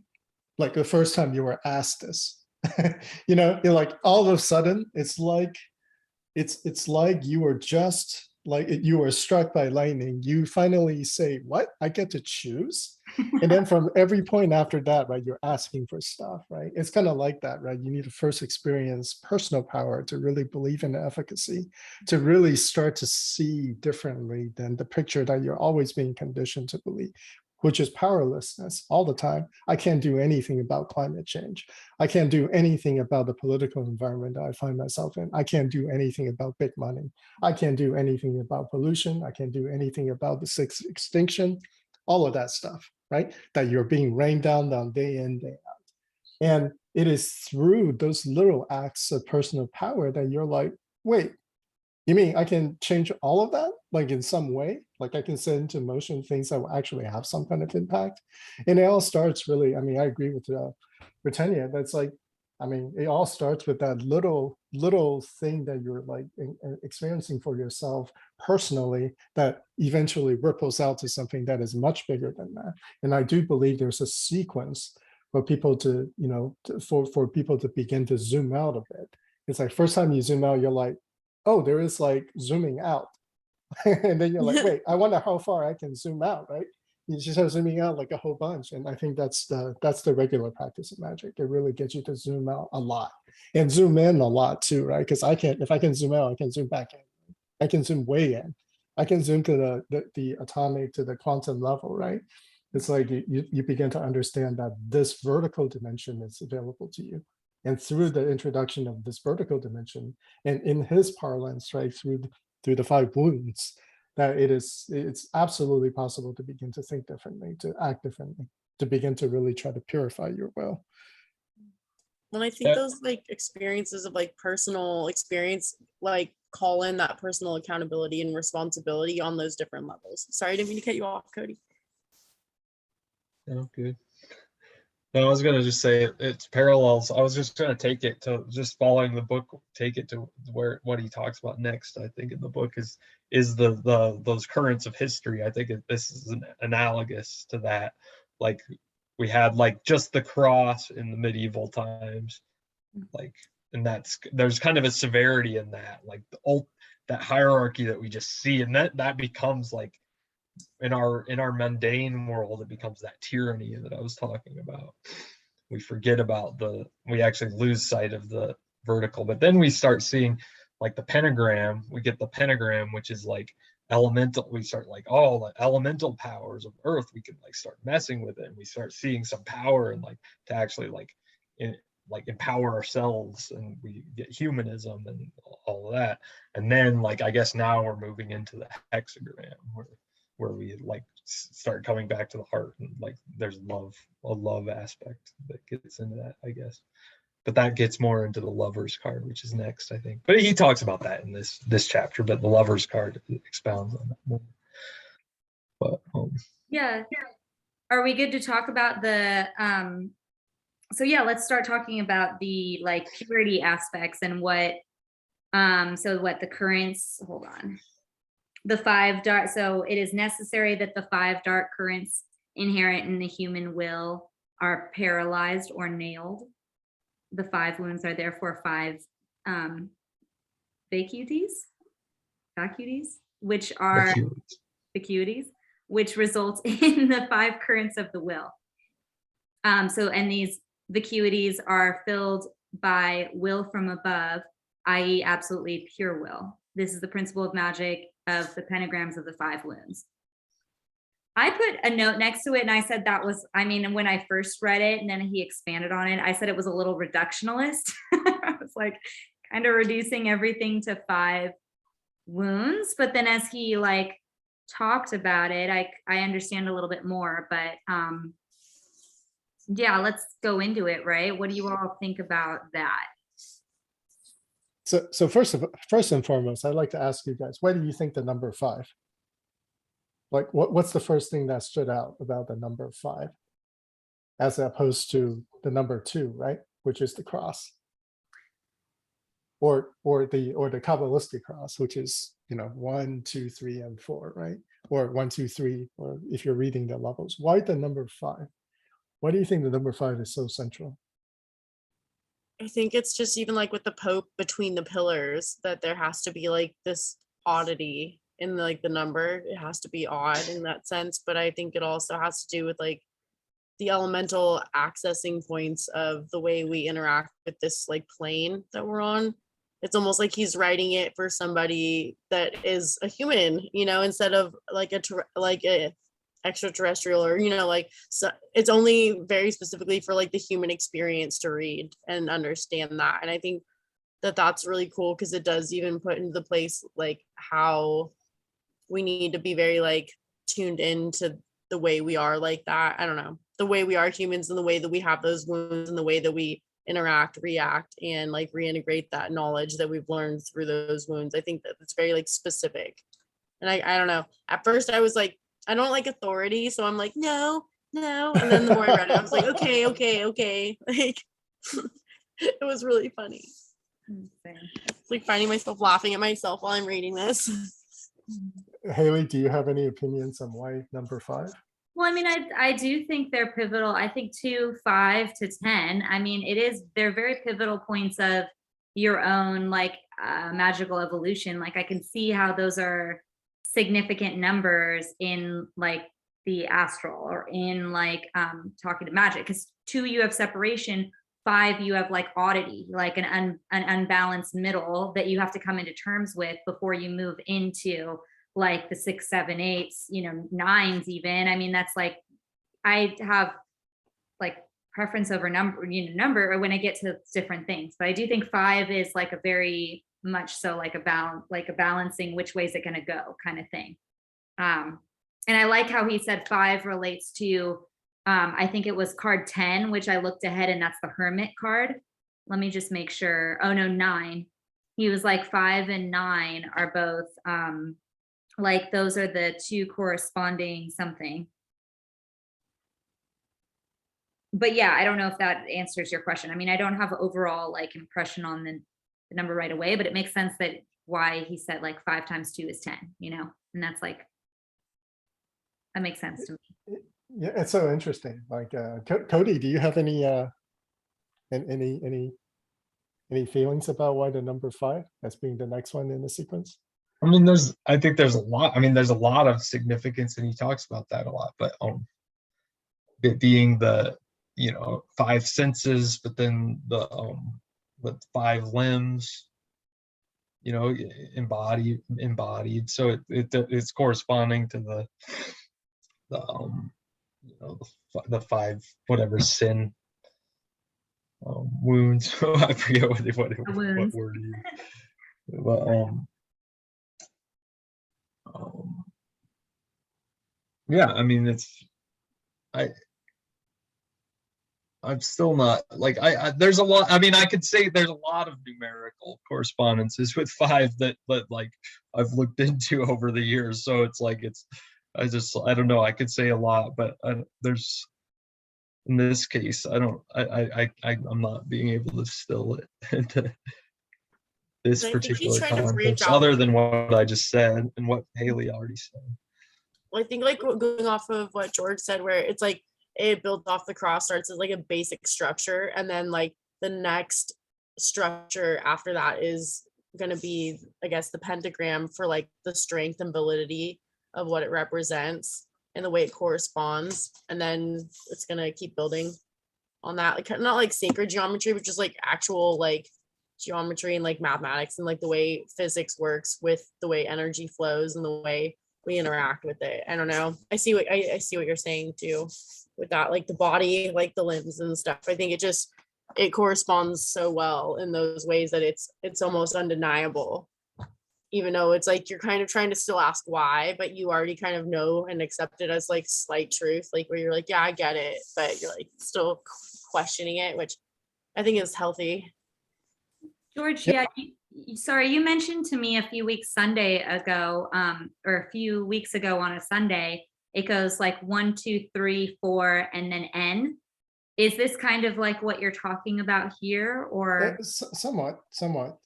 That's more of an abstract description. But you guys are way more like, I can tell just by the way you're describing it, you guys are way more abstract than I am at heart. Because when I think of 5, I think this, right? I think of decimal numbers, right? Things that we count with our hands, right? So in one way, 5 divorced from the 10 is evil, right? Because it's not totality. It's not, and this is the way we talk about it. This is like what Brianna was saying, Cody was saying as well, right? This is the way we comprehend as human beings, right? If I were a computer, perhaps this would be a 8-digit binary number of 0s and 1s, right? As we increase, it goes in powers of 2, right? So it's 0, it's 1, and then it's 2, and then it's 4, and then it's 8, right? Like if I were a computer, then that's how I would probably choose to explore, right? Totality or increasing complexity or increasing approximation of reality, right? We go from the very simplistic yes, no, black, white, good, bad, warm, hot, warm, cold, to things with more gradation, but all within still the comprehensible, 5 plus or minus 2 that we can still work with, right? And once we get comfortable in working with those sacred numbers, which are literally reflected in our limbs, our fingers, our toes, in the way that we count, that's when we begin to see that these numbers are simply pointing at deeper truths of increasing complexity, which I believe numerology is something that really tries to get you to understand, right? There are all these correspondences, but then in the end, there's infinite correspondences. And but you have to approach it in some way, right? You have to wrap a system around it so you can encompass some of it. So like a framework for understanding. Yeah, so you can look at it in some systematic way as opposed to completely being lost in the grayness of it all. So in some ways, I feel like this is a very natural progression into the increasing complexity. You see this in things such as the I Ching, right, where there is like the two lines, right? There's yin or yang, and then it increases into the eight, and then combination with eight, raised eight raised to the second power is 64. But there's no end to that, really, if you think about it. The gradation of change from one state to another is analog. It's not digital in that way. In that, but you look at it in that way, so you can wrap a system, wrap some kind of sequence around it, so your mind can work with it. And for me, this number 5, the instinct is this seems really arbitrary, but it is arbitrary in a very human sense. And this is in a way that we can all relate to on a human level, on a pre-verbal level, right? We're kind of looking at our hands and as babies trying to comprehend the 5. It's like what? And then you look at 2 hands, and it's very much in the same way. I feel like this is the way that we're approaching dimensions and different aspects, and we're mapping things that are very conveniently able to be mapped to those number systems, so that we can begin to really draw distinctions and ever finer levels and shades of distinctions, like colors, that are on a gradient moving into one another. Right? In the beginning, oh, hey, red here, blue here. And then you're like, okay, give me 256 shades in between, right? Moving from one to the other. And then you get the smear, and you begin to comprehend how to construct that in some kind of methodical kind of way. So do you So think the 5 is like kind of playing on our like infantile yeah, mind? absolutely. Yeah, like it's Absolutely. kind of, he's like, this is 5, and you're like, Yeah, kind no, of like but that. it's Okay. Because I like that even more then, because I appreciate the concise simplicity of it yeah. in that way, where he is starting in the right place. Okay, cool. So, I mean, Yeah, that's my opinion on that. No, I yeah, like and I didn't get that. Like that he didn't expound that much on what the 10 is in this. She's like, the 5 divorced from the 10 is evil, and like, but he didn't say what the 10 is, which is Well, he was talking interesting. about But the I 2 think what you said, hands too. What is it, like the emperor oh too, yeah, when they have the he one did hand say facing 2 up and hands. down? So it's Yeah, like maybe 5 up, 5 down type thing. yeah. The assumption. But I'm assuming he'll get to that more in later chapters too. Yeah, But 10's like completion, I think, to 10 like, is completion. Yeah. yeah. So I think he assumes that we already know that, but maybe that's just me assuming that he assumes we know. Well, and the Pope is like supposed Right. to be like in between the pillars, and so maybe his hands up and hands down like that really do represent like the division of 10. Hmm. Like he is the N after the first 4. Then there's like he's the 5, and I don't know. Maybe I don't know. See, that's the beauty of it, right? You can say that 5 is the completion, but only at this time. 10 is the expansion, but it's the complete, the totality, right? And then you add more numbers to that, make that the totality for subdivision. And this is in the same way that you can make the same argument about the same sort of a logic about expansion versus reintegration of the same wholeness in infinite combinations, right? Like the mindfulness of more. Yeah, more. It's always come But back to more.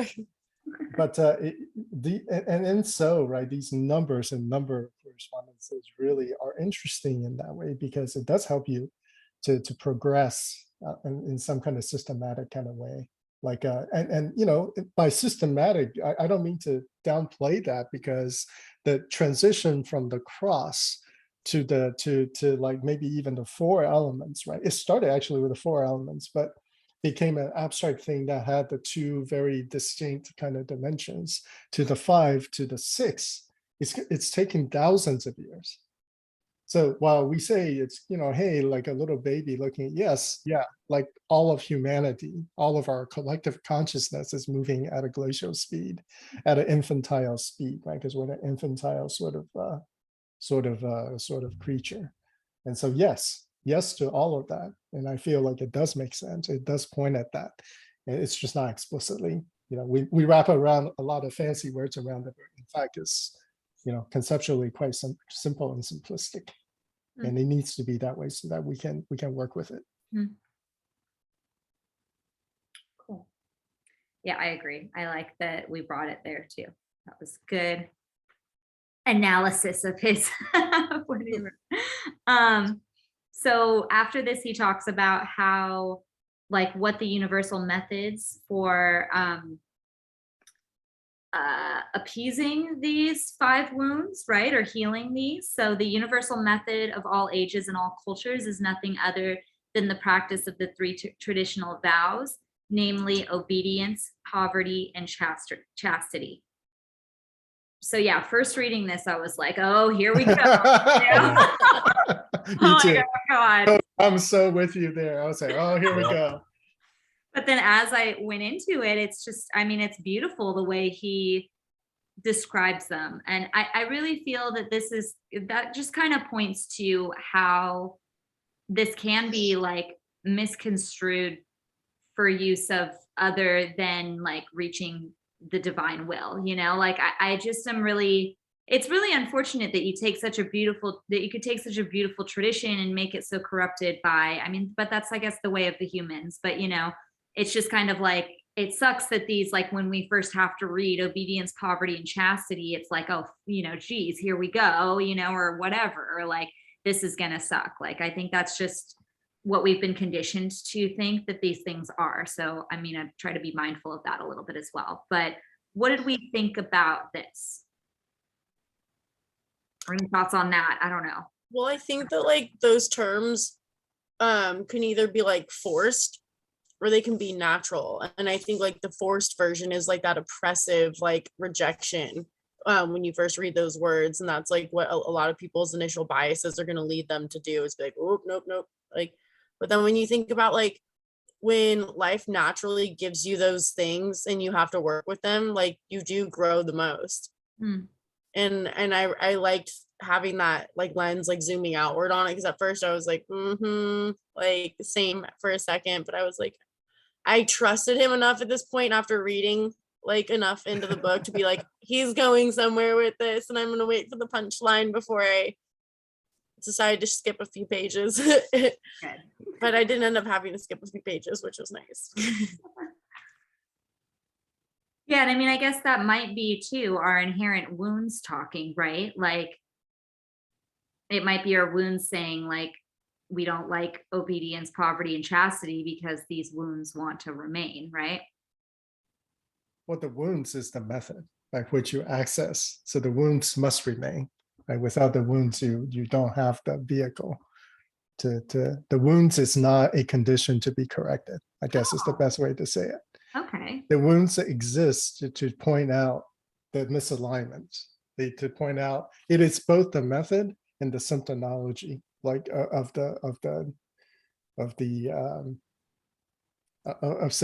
sacred magic. They are the points through which something other than you enters you. So if you eliminate the wounds, then magic is over in terms of sacred magic. So there is no more entering of anything into you. You are a universe in and of yourself without the intrusions of other things into you. And that's the imagery of the wound, right? That's the wound is probably the word that folks want to correct. We got to fix that wound, but in fact, wound is the method. The wound is nothing more than the opening through which things other than you enters you and moves through you. And when they were talking about how like when even like the wound bleeding blood and water separately too, how it's not just like entering you, it's exiting you. Yeah. And and out. I know, I really like that part too, because I was like very visceral. I was like, whoa, you almost took it to like a literal place. I don't know. I appreciate those kind of grounding wordings. Yeah. It kind of recast the traditional meaning with the word without actually redefining it. You kind of just intuitively go, oh, okay. Oh, so this word, okay, got it. So this must exist for these things to continue to occur, to happen, right? And we so wound might be a way of introducing this concept in the canons of the religion itself, from which this stuff has come, right? Because the imagery of the sphere penetrating the stigmata, these are things that are on the limbs of the numbers of 5 that we are trying to introduce, right? Yeah, like so the crown of thorns, right, on the head, the two on the hand and the ankles, right? So he's really trying to mesh that and to create something out of that. And it's not just him, right? This is something that has run through thousands of years of Christian thinking. And so therefore it's a very easy uptake for people to have. And it's a really easy and visceral kind of way to describe it. And I totally like the words themselves carry a certain stigma. Yeah, I just got like the phrase like flushing the wound, you know, when you're like Exactly. flushing a wound, when you're Yeah. like trying to clean it out and like kind of, you know, the wound is still there, but you're just trying to clean it out too. Like that whole like imagery of like water and blood separate. I was like, oh, I think he's getting like the purification of the Yeah. wound Hmm. and like the access point. I don't know. The whole thing kind of made a lot more sense then. I was like, oh, It's funny that you used the word stigma there, George. Did you catch that? Yeah. Stigmatic. Stigmatic, stigma. Yeah, Yeah. Yeah. Yeah. totally. Play on words. Yeah. But it's powerful in that way, right? Because it speaks in that like gut level, like cultural assumption level. It speaks on a level that has more reverberation, more power, just inherent in the image itself. And that it is so powerful that it will even overcome your general association with the words such as wound, right? Such as injury, such as poverty, such as, you know, these are words that we immediately, certainly I do, have an immediate gut level rejection of. Right? I'm like, oh, no, hell no. You know, aspirin time, you know, like give me some Neosporin, like clean that wound up, right? But it spoke past it. It just went right past it for me. Like I say, oh, I'm ready to reject this, and ended up loving those descriptions of those words. Right? Yes, they're very, very severe. They're very like they feel out of time, right? But they still have carried that power just from the power they have in the culture, in the collective consciousness that we have as modern people. And you know, so I found that to be super fascinating, and it's beautiful as well. In that he's describing in this way that we can still relate to, even though we have changed quite a bit as a people. Like we don't think in that hierarchical authoritarian kind of way anymore, but those words co-evolve with authority.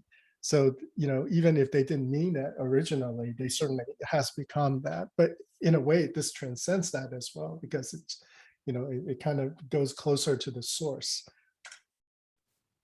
well, it's like you guys were saying earlier, like it's emitting and it's like transcending at the same time, because it's like emitting like its actual thing, like which is what it's saying on the paper, but what it's, you know, ideally saying is that timeless message.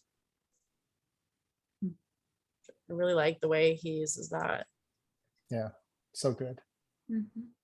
But I think what Haley was, I'm taking it back to what Haley meant, I think is the five dark currents of the will that are being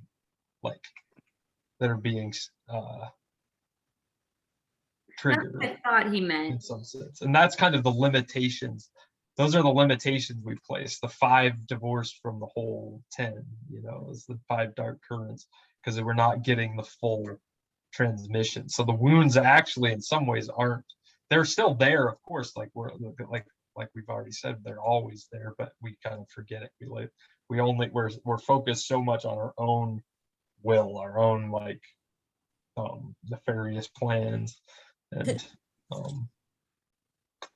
like I thought he meant these are aspects of the will that are inherent to everyone, but that we want to not heal, but like use these, like learn these aspects of it so that they don't interfere anymore, right? With the message of the divine will. Yeah. So obedience rivets the will to greatness of the heart. Poverty holds fast the desire to take and the desire to keep of the right hand and the left hand. Chastity pins down the desires of the Nimrodic hunter to advance and to hold on to at the expense of others. In other words, to hunt and to trap game of the right foot and the left foot.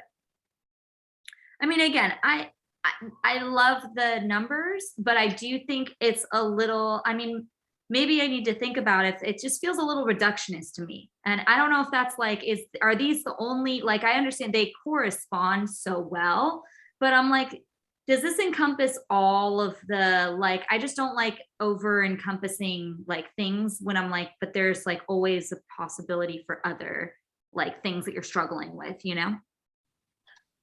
And Yeah, like, I Yeah, guess. yeah.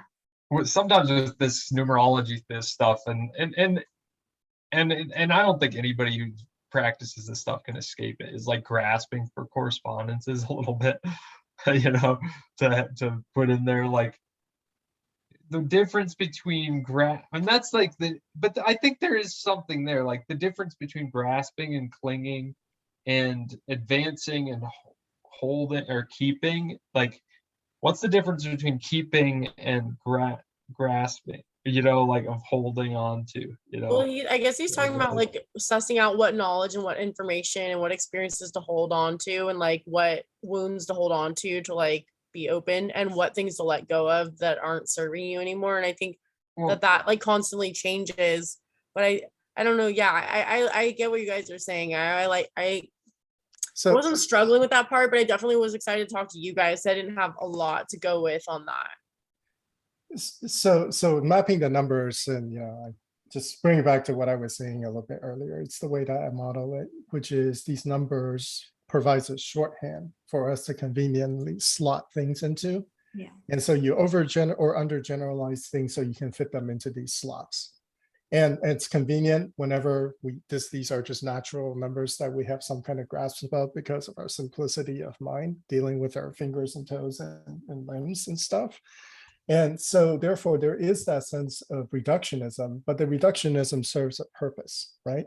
The purpose is for universal human understanding of a topic in a way that we can all kind of relate to. So in a sense, the reductionism serves for the relation, the communication in many ways. Now, the kind of, the kind of grasping and holding, they're different, right? Because he related those to male and female. Those are distinctions that are very important to pick up on because they're the virile and the feminine aspects of those powers. And this is really important if you're, if you're studying things like the Kabbalah, like there's two pillars, two columns, right? They each represent a particular particular flavor, as you will. And moving from one to the other, there you get that sense that there is this quote, and I'm going to use polar words, but I don't mean it. I mean it in the Kabbalistic sense of male and female, light and dark, right? They're like kind of polarities. And these distinctions that he's drawing between those words are important because they represent distinct yet related concepts, like advancing and holding, right? Like it's expansion, it's infinite expansion. The moronic hunter is the one that basically hunts all animals to extinction, right? Like so that he can no longer feed himself, cut down all the trees so that there is nothing nothing that's going to recycle the air. That's the moronic hunter, right? But the advancing is the expansion and holding on to is not letting that kind of naturally fold back to what the size needs to be. Same with holding. One is grasping for more, and one is actually keeping what you already grasped. So these are distinctions that are important, and they're not arbitrary. They're very, very specific. They point to polar aspects of a particular kind of mentality, of a particular kind of human tendency. And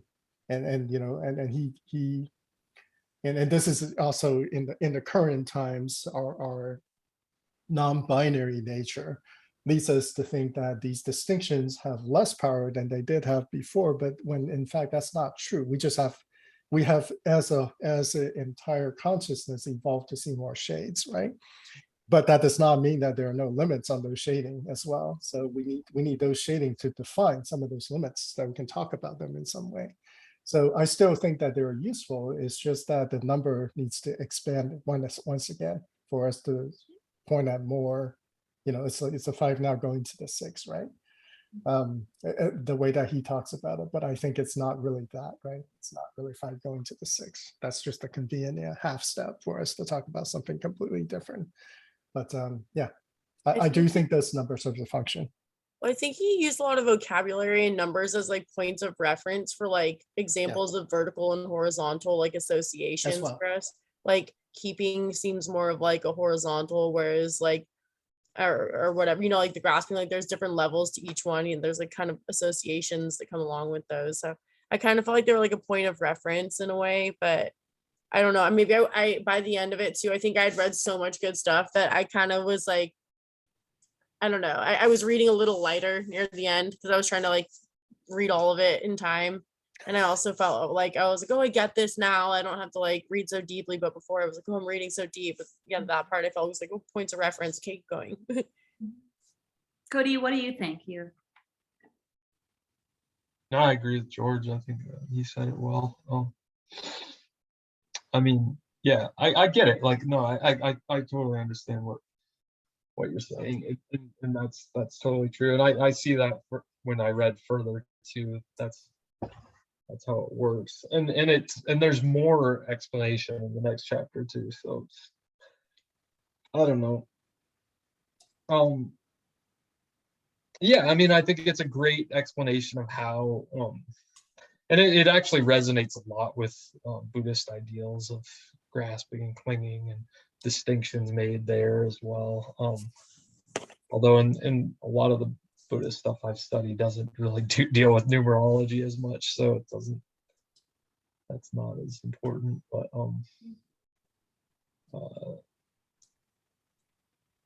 It is important in Taoism, though.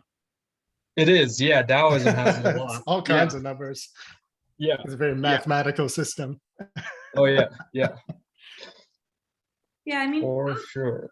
overall, I like the obedience, poverty, and chastity. Like, I do think that they're good signposts of balance, you know, to remain in equilibrium for it. And it makes sense why the 5 pillars exist like they do, and how there are like sides of each of those aspects within ourselves that all of us carry. And it's just, you know, what are you more prone to experience? But these are ways that you can understand the healthier versions of expressing them and according to divine will. Or simply your own will, right? When I read those words, I immediately mapped the word, let's see, what was it? Self-poverty, self-obedience, and self-chastity. So for me, I'm a ground up kind of get some practical ground up kind of guy. So I'm always like, hey, like if I were to map this to myself, right? Do I respect myself enough to implement this inside my own life in accordance to my own will? Right? Can I even do that even within my own sphere? And generally that's that was already daunting enough. Just reading it in that way and then realizing that he's talking about a much greater like union of you know, first your higher self and then to the divine, right? That's yeah, I'd be pretty happy if I can just respect myself in those three three restrictions. Well, yeah. So Yeah, yeah, that's the practice of silencing personal desires, of practice of inner emptiness, and putting into practice of the revolution to live according to solar law. Hold on. Yeah. I mean, really within the heart, right, is chastity. Chastity is a state of human being where the center named in the Occidental Esoteric as the 12. Okay, wait. But yeah, I mean, it was like heart level acknowledgement, right? Yeah, it's interesting. He placed certainly within this chapter, right? He placed the solar in the heart because you can place a solar in the solar plexus, and that has an entirely different kind of meaning. That would be more like the emperor. Yeah, depending on what the sun is. I mean, and I liked that it wasn't the head. I thought that it made sense what he described as it not being like this level. Like, I thought that was really cool. yeah. I mean, the idea that the will generates from the heart, and but if we can get it confused that it's from our head, and then that's a mistake. And then we try to guide everything from the head, and it actually fucks us up. So anybody with resistance to astral work, get that like on a gut level. Yeah. Yeah. Yeah, Cody, you know what I'm talking about. Yeah. Yeah. Resistance to astral work? Yep. Oh, Because Astro is I still working. have resistance to astral work, but I understand exactly what you mean because of Yeah, that. Yeah. like you feel I it, right? give When my I say head those so words. much. Yeah. Thinking I can figure everything out in my head. Yeah. Figure everything out. And that's like the world we're in. That's like, and that's exactly what he means by like the scientific rational man being like stuck in this like guided by the head thing. The head is what the primacy, and we're gonna like figure everything out and make everything right through our heads, and we lose track of our hearts that way. And I think this is not going to end here in today's No. discussion, but the interesting point there is that while we work in our heads and we work with the imaginal as the ideal, right? We confuse true ideal with personal and or agreed upon ideals. I feel like this is going to be a running theme through this entire book. Because really they're not the same at all, like not even close. And so while we can pursue the ideal in our own like little parallel like bizarro universe, right, and carry that to its definite and very concrete conclusion, that might not in any way, shape, or form reflect what's the truth, the real ideals, the universals that exist, regardless of who you're talking to, or even the kind of creatures that you're talking to, right? Or even the kind of intelligences that you map onto those universal truths. They're not just entirely human construct based. Yeah. totally agree. That's, I mean, I that's get caught good. up in that. What's that? I get caught up in that, having like such a vision of something that if it doesn't turn out like that, then it's like abandoned and dropped. Like I'm working on like approaching things from a heart level and having a more balanced perspective of like what my path what path looks like for me, you know, or just what I want my journey to entail. What it requires of you. What it requires of me to Yeah, that's the way that I'm beginning to more and more understand it. No, cool. Oh, what are you Yeah. asking me to do again? Oh God. Yeah, that's kind of like my approach these days. Oh my God. Do I, man, do I have to? Like that's kind of that's closer to it. I think it's in the air because that's be in the air right now. I don't wanna. Been feeling like that a little bit. I don't wanna. I'm really good at forcing myself to kind of get over the whole don't wanna thing. And I think that like part of that whole like, you know, list of chastity, poverty, and, you know, like obedience really like not only humbles you, but like gives you power in a humbling experience, which is usually not what happens. Usually you feel like helpless and then you're humbled. Yeah. By, you know, by mercy, you know. Yeah, because you're But- helpless. Yeah. Yeah. But I think there's something that comes with being able to like, especially with magic, it's kind of like tying that in. It's like it actually gives you the modalities to like not choose what happens, but like choose the way in which you interact with the direction you're trying to put things into. It's not, nothing's guaranteed, but it's almost like relieving to know that you have some sort of way to touch the thing, reach out and touch it, instead of being just manipulated by it. There's like an interaction instead of it just being like a one-sided thing. So the phrase that he chose, right, to kind of as the next steps to that are the purification of the world. And maybe not his phrase at all, maybe my own projection onto it, but essentially not having the will, as not to become an athlete of the will, is one of the quotations. How terrible that would be if we were just become like athletes of the will. So that our willfulness is what generates all the magical effect, as opposed to the alignment of the will with the truth, right? Which is the divine sacred magic. And I feel like that so beautifully wraps that up. Like, yes, these are the methods and here are the constraints, but then at the end of it, what you're actually doing is to arrive at results, potentially arrive at potentially even fixing the original sort of intentions by changing the entire playing field of magic, of outcomes even that you think that you want it, right? You discover It's like halfway further through. freedom. Yeah, like freedom. Like you're free from those restrictions by placing some restrictions on yourself paradoxically. And Yeah. it's so beautiful. And that part really, really touched me. It Mm. deeply, deeply, deeply. It resonates so, so strongly with me. Mm.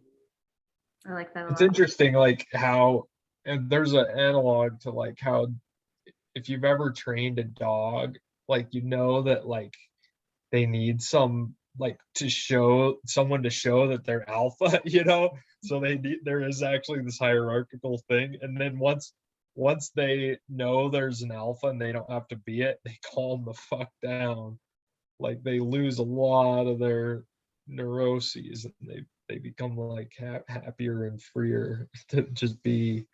Mm. But Yeah, we're kind of like that. yeah, When you say the dogs, obedience part, yeah. yeah, I mean, I totally see that in people, and that's why we're their best friends, right? 'Cause we inherently understand that, Yeah. and that's how we inherently like. This is why I like cats, Same. because they know they're your master. There's no question there. There's no question. So do you obey your cat, Oh, I George? absolutely obey my Yes. cats. Do you Of feel course. free? Do you feel free in your obedience? Oh no, I feel like a slave to my cats. To- But you know, my love for my cats helped me transcend my slavery condition. Same. So he talks next about so limbo, purgatory, and paradise. Yeah. Which weren't a part of my Christian upbringing. I was non-denominational, and we didn't. So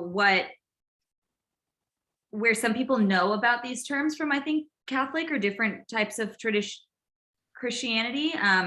Non-denominational is just heaven and hell, but purgatory and limbo are definitely a part of, yeah, I think Catholic and maybe Lutheran or something. But so I thought that was kind of interesting just to read a little bit more about, like, limbo is a natural state of physical and psychic health that nature outside and within ourselves can offer us from inside without the assistance of the supernatural or divine grace.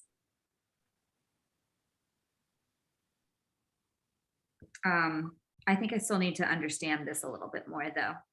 my take on that though, I see, again, I have some trouble with that because I feel like the divine grace can be in nature, but Yeah. through nature and through the love of nature. But maybe he's not saying he's not saying that. But I don't know. Maybe I think we have to get to that later too, in maybe the next chapter. But this kind of comes back to the beginning of the chapter that we already discussed too, like, because he talks about nature, nature being that kind of, and nature is kind of a neutral state. Like nature as it is like, it can go either way.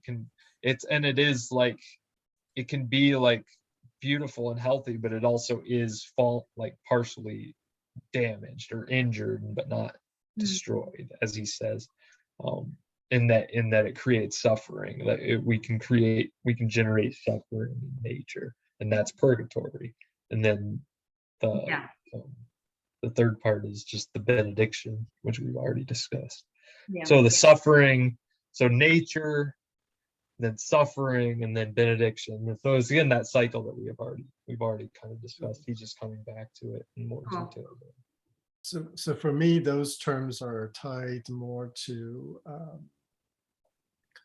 to pre-fall, where we are right now, and where we're going to, right? What we're aiming for. Yeah. Yeah. Like if you want to tie it to the traditional sort of text understanding of that kind of thing. Although the language is interesting, without God's grace, right? How does that even work when paradise was on earth in the form of limbo, right? What the hell does that mean? Yeah, that's where the disconnect is naturally, right? Because I feel whole and complete when I'm in nature. Now, I say that's because I walk out there, I'm not getting like chased by like dire wolves and like but he does talk about that in sense of not having any physical danger. It's that comfort, right? It's that sense of, without the specter of death chasing you at every corner, right? Which is post fall. And these terms once again come from traditional source. Well, and I think it's kind of like what you guys were saying before, where like, I think it was even in the previous discussion last chapter where you guys were talking about how like stagnancy, if there was nothing happening, well, there would be no point. And so like there does have to be like adversity to like show growth, and to have that like you've grown, not bigger or like smaller, but like you've just added more to like what you're capable of. And I think that like putting humans in a position to have to help themselves creates a heaven on hell opportunity, or a heaven in hell, or heaven in purgatory opportunity. So we're like, you're bringing that like will, and like that like truthful, like sacramental, like sacrificing will, and then channeling that into like creating something better or more positive, or connecting yourself at least to something higher than yourself in the face of those like despairing moments or whatever. And instead of seeing them as like forced upon you, see them as like opportunities. Which I don't know, it was kind of like, I don't know, maybe I'm really optimistic, but that was kind of how I took it. I was like, oh, purgatory's not so bad. Like I this might be heretical, right? But then pretty much everything we say is pretty much heretical traditionally. Is that I think that in these contexts, in the context of this book and others kind of like it, right? Where there is, there's the traditional story, there is the tree of knowledge, there is the eating of the apple. For me, that is a story of a choice, the original choice that was presented to essentially consciousness, separate consciousness, the sons of God is so named in this book, right? To ask the question, do we want to grow together? And that the partaking of the fruit is the choice, is the absolute resounding yes. So to say that we chose to be separated, to impose restrictions so that we can accelerate the growth of the infinity upon infinity. So for me, that is actually a choice, right?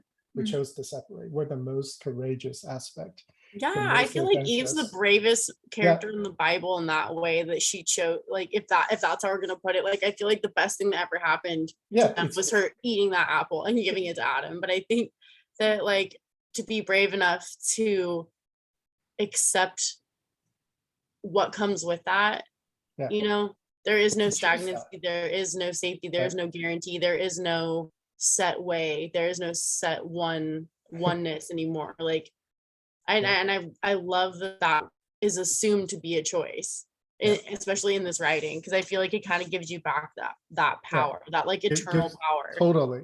I totally get that sense as well, that the power returns, right? The choice. I expected to be not empowered when I was reading the Pope card as a woman. I was like, here we go. And did not expect to be empowered by the end of the chapter.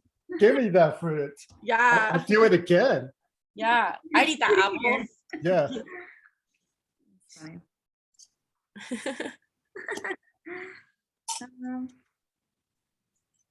Cool. Okay. Yeah. Getting towards the end, last few pages. I think so then the next part is him talking about how the pentagram or the decad, right, is arbitrary, and that it's evil only insofar as the human personality emancipated from the divine and nature is evil. So, which I mean is a part in the natural order of things. So, and then he talks about electricity and how that's okay. So yeah, that was really interesting in terms of the pentagram, right? And where the energy's directed.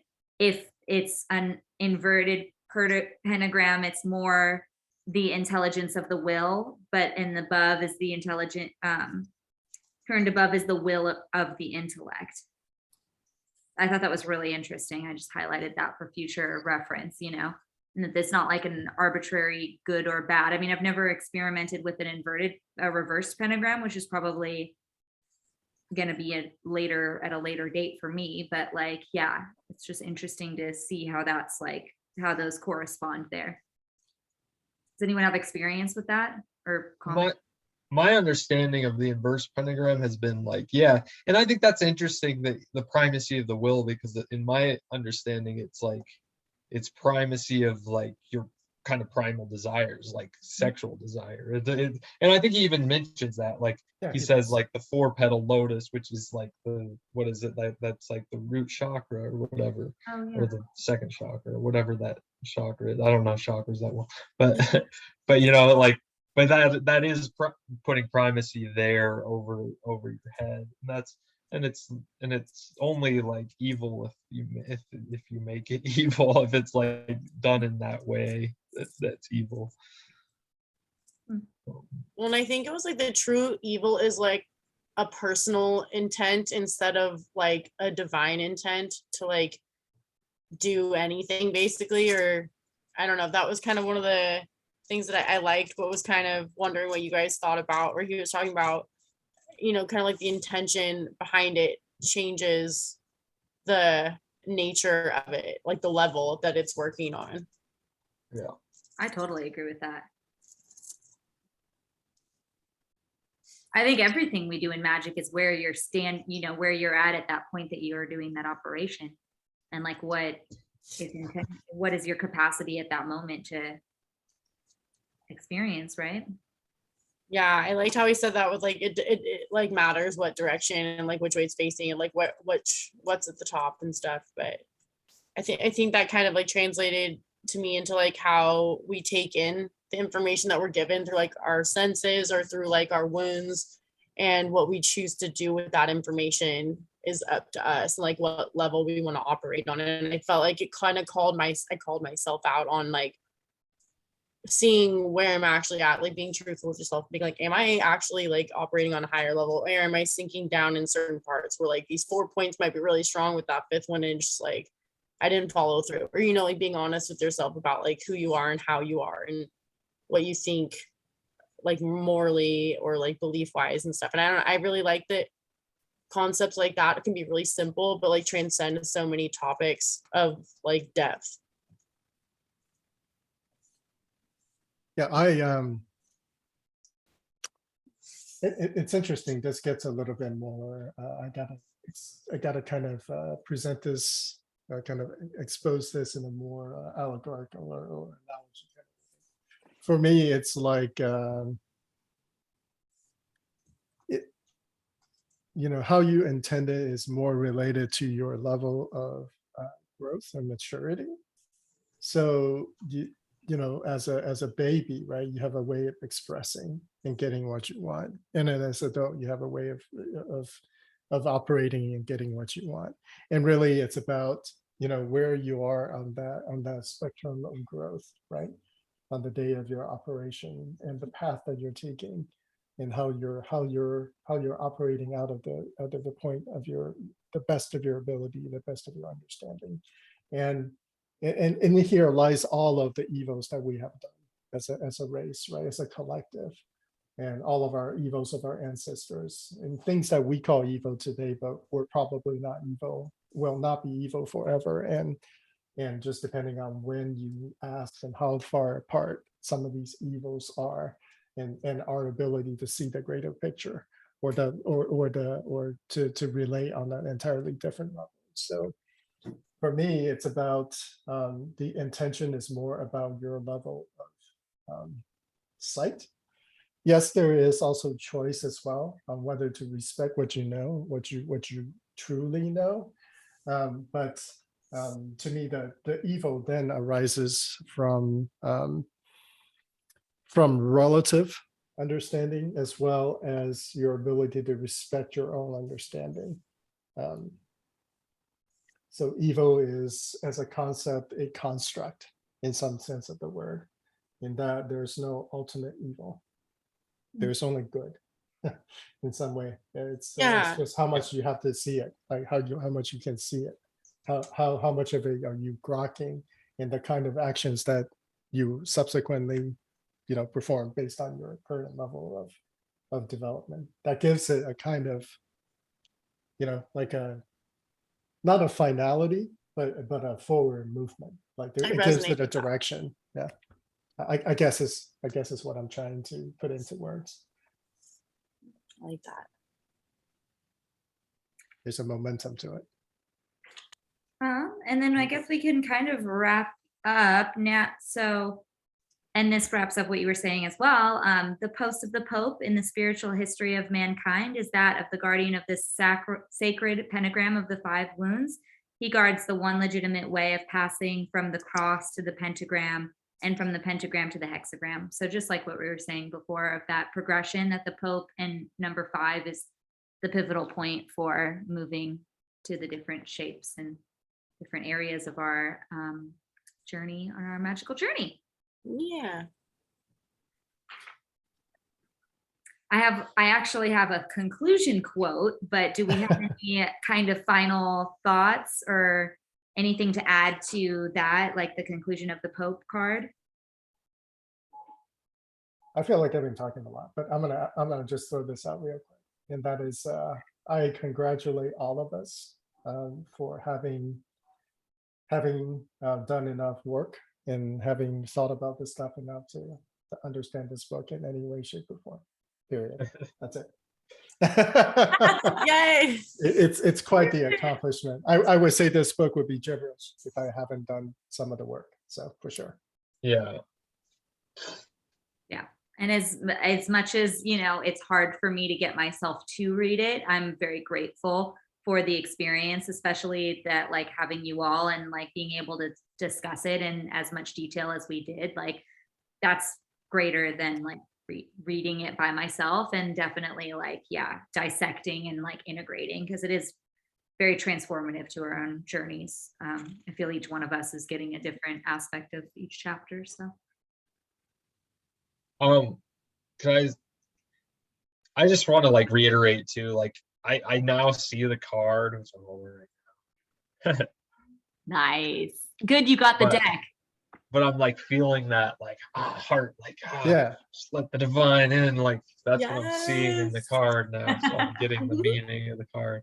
Man, But now I'm also got to like think about the Hierophant, because I do like the Hierophant card, which is the same card, but it's like there's some slight different meaning, I think. More of a more recent epochal meaning or something. But I think it's got the same feeling, just like the ideal truth over the mundane truth kind of thing, like bridging the gaps between those things, like bringing in benediction through our suffering, all that. So that's good. That's true. Yeah, the Hierophant's always been like one of my favorites, or like it's spoken to me the most when I tried to stare at the cards to meditate. That one was like, oh really, all over the place. that one has always baffled me, so now I'm kind of getting it. That's like my least understood card, I think. Yeah, I'm like you, Cody. Yeah.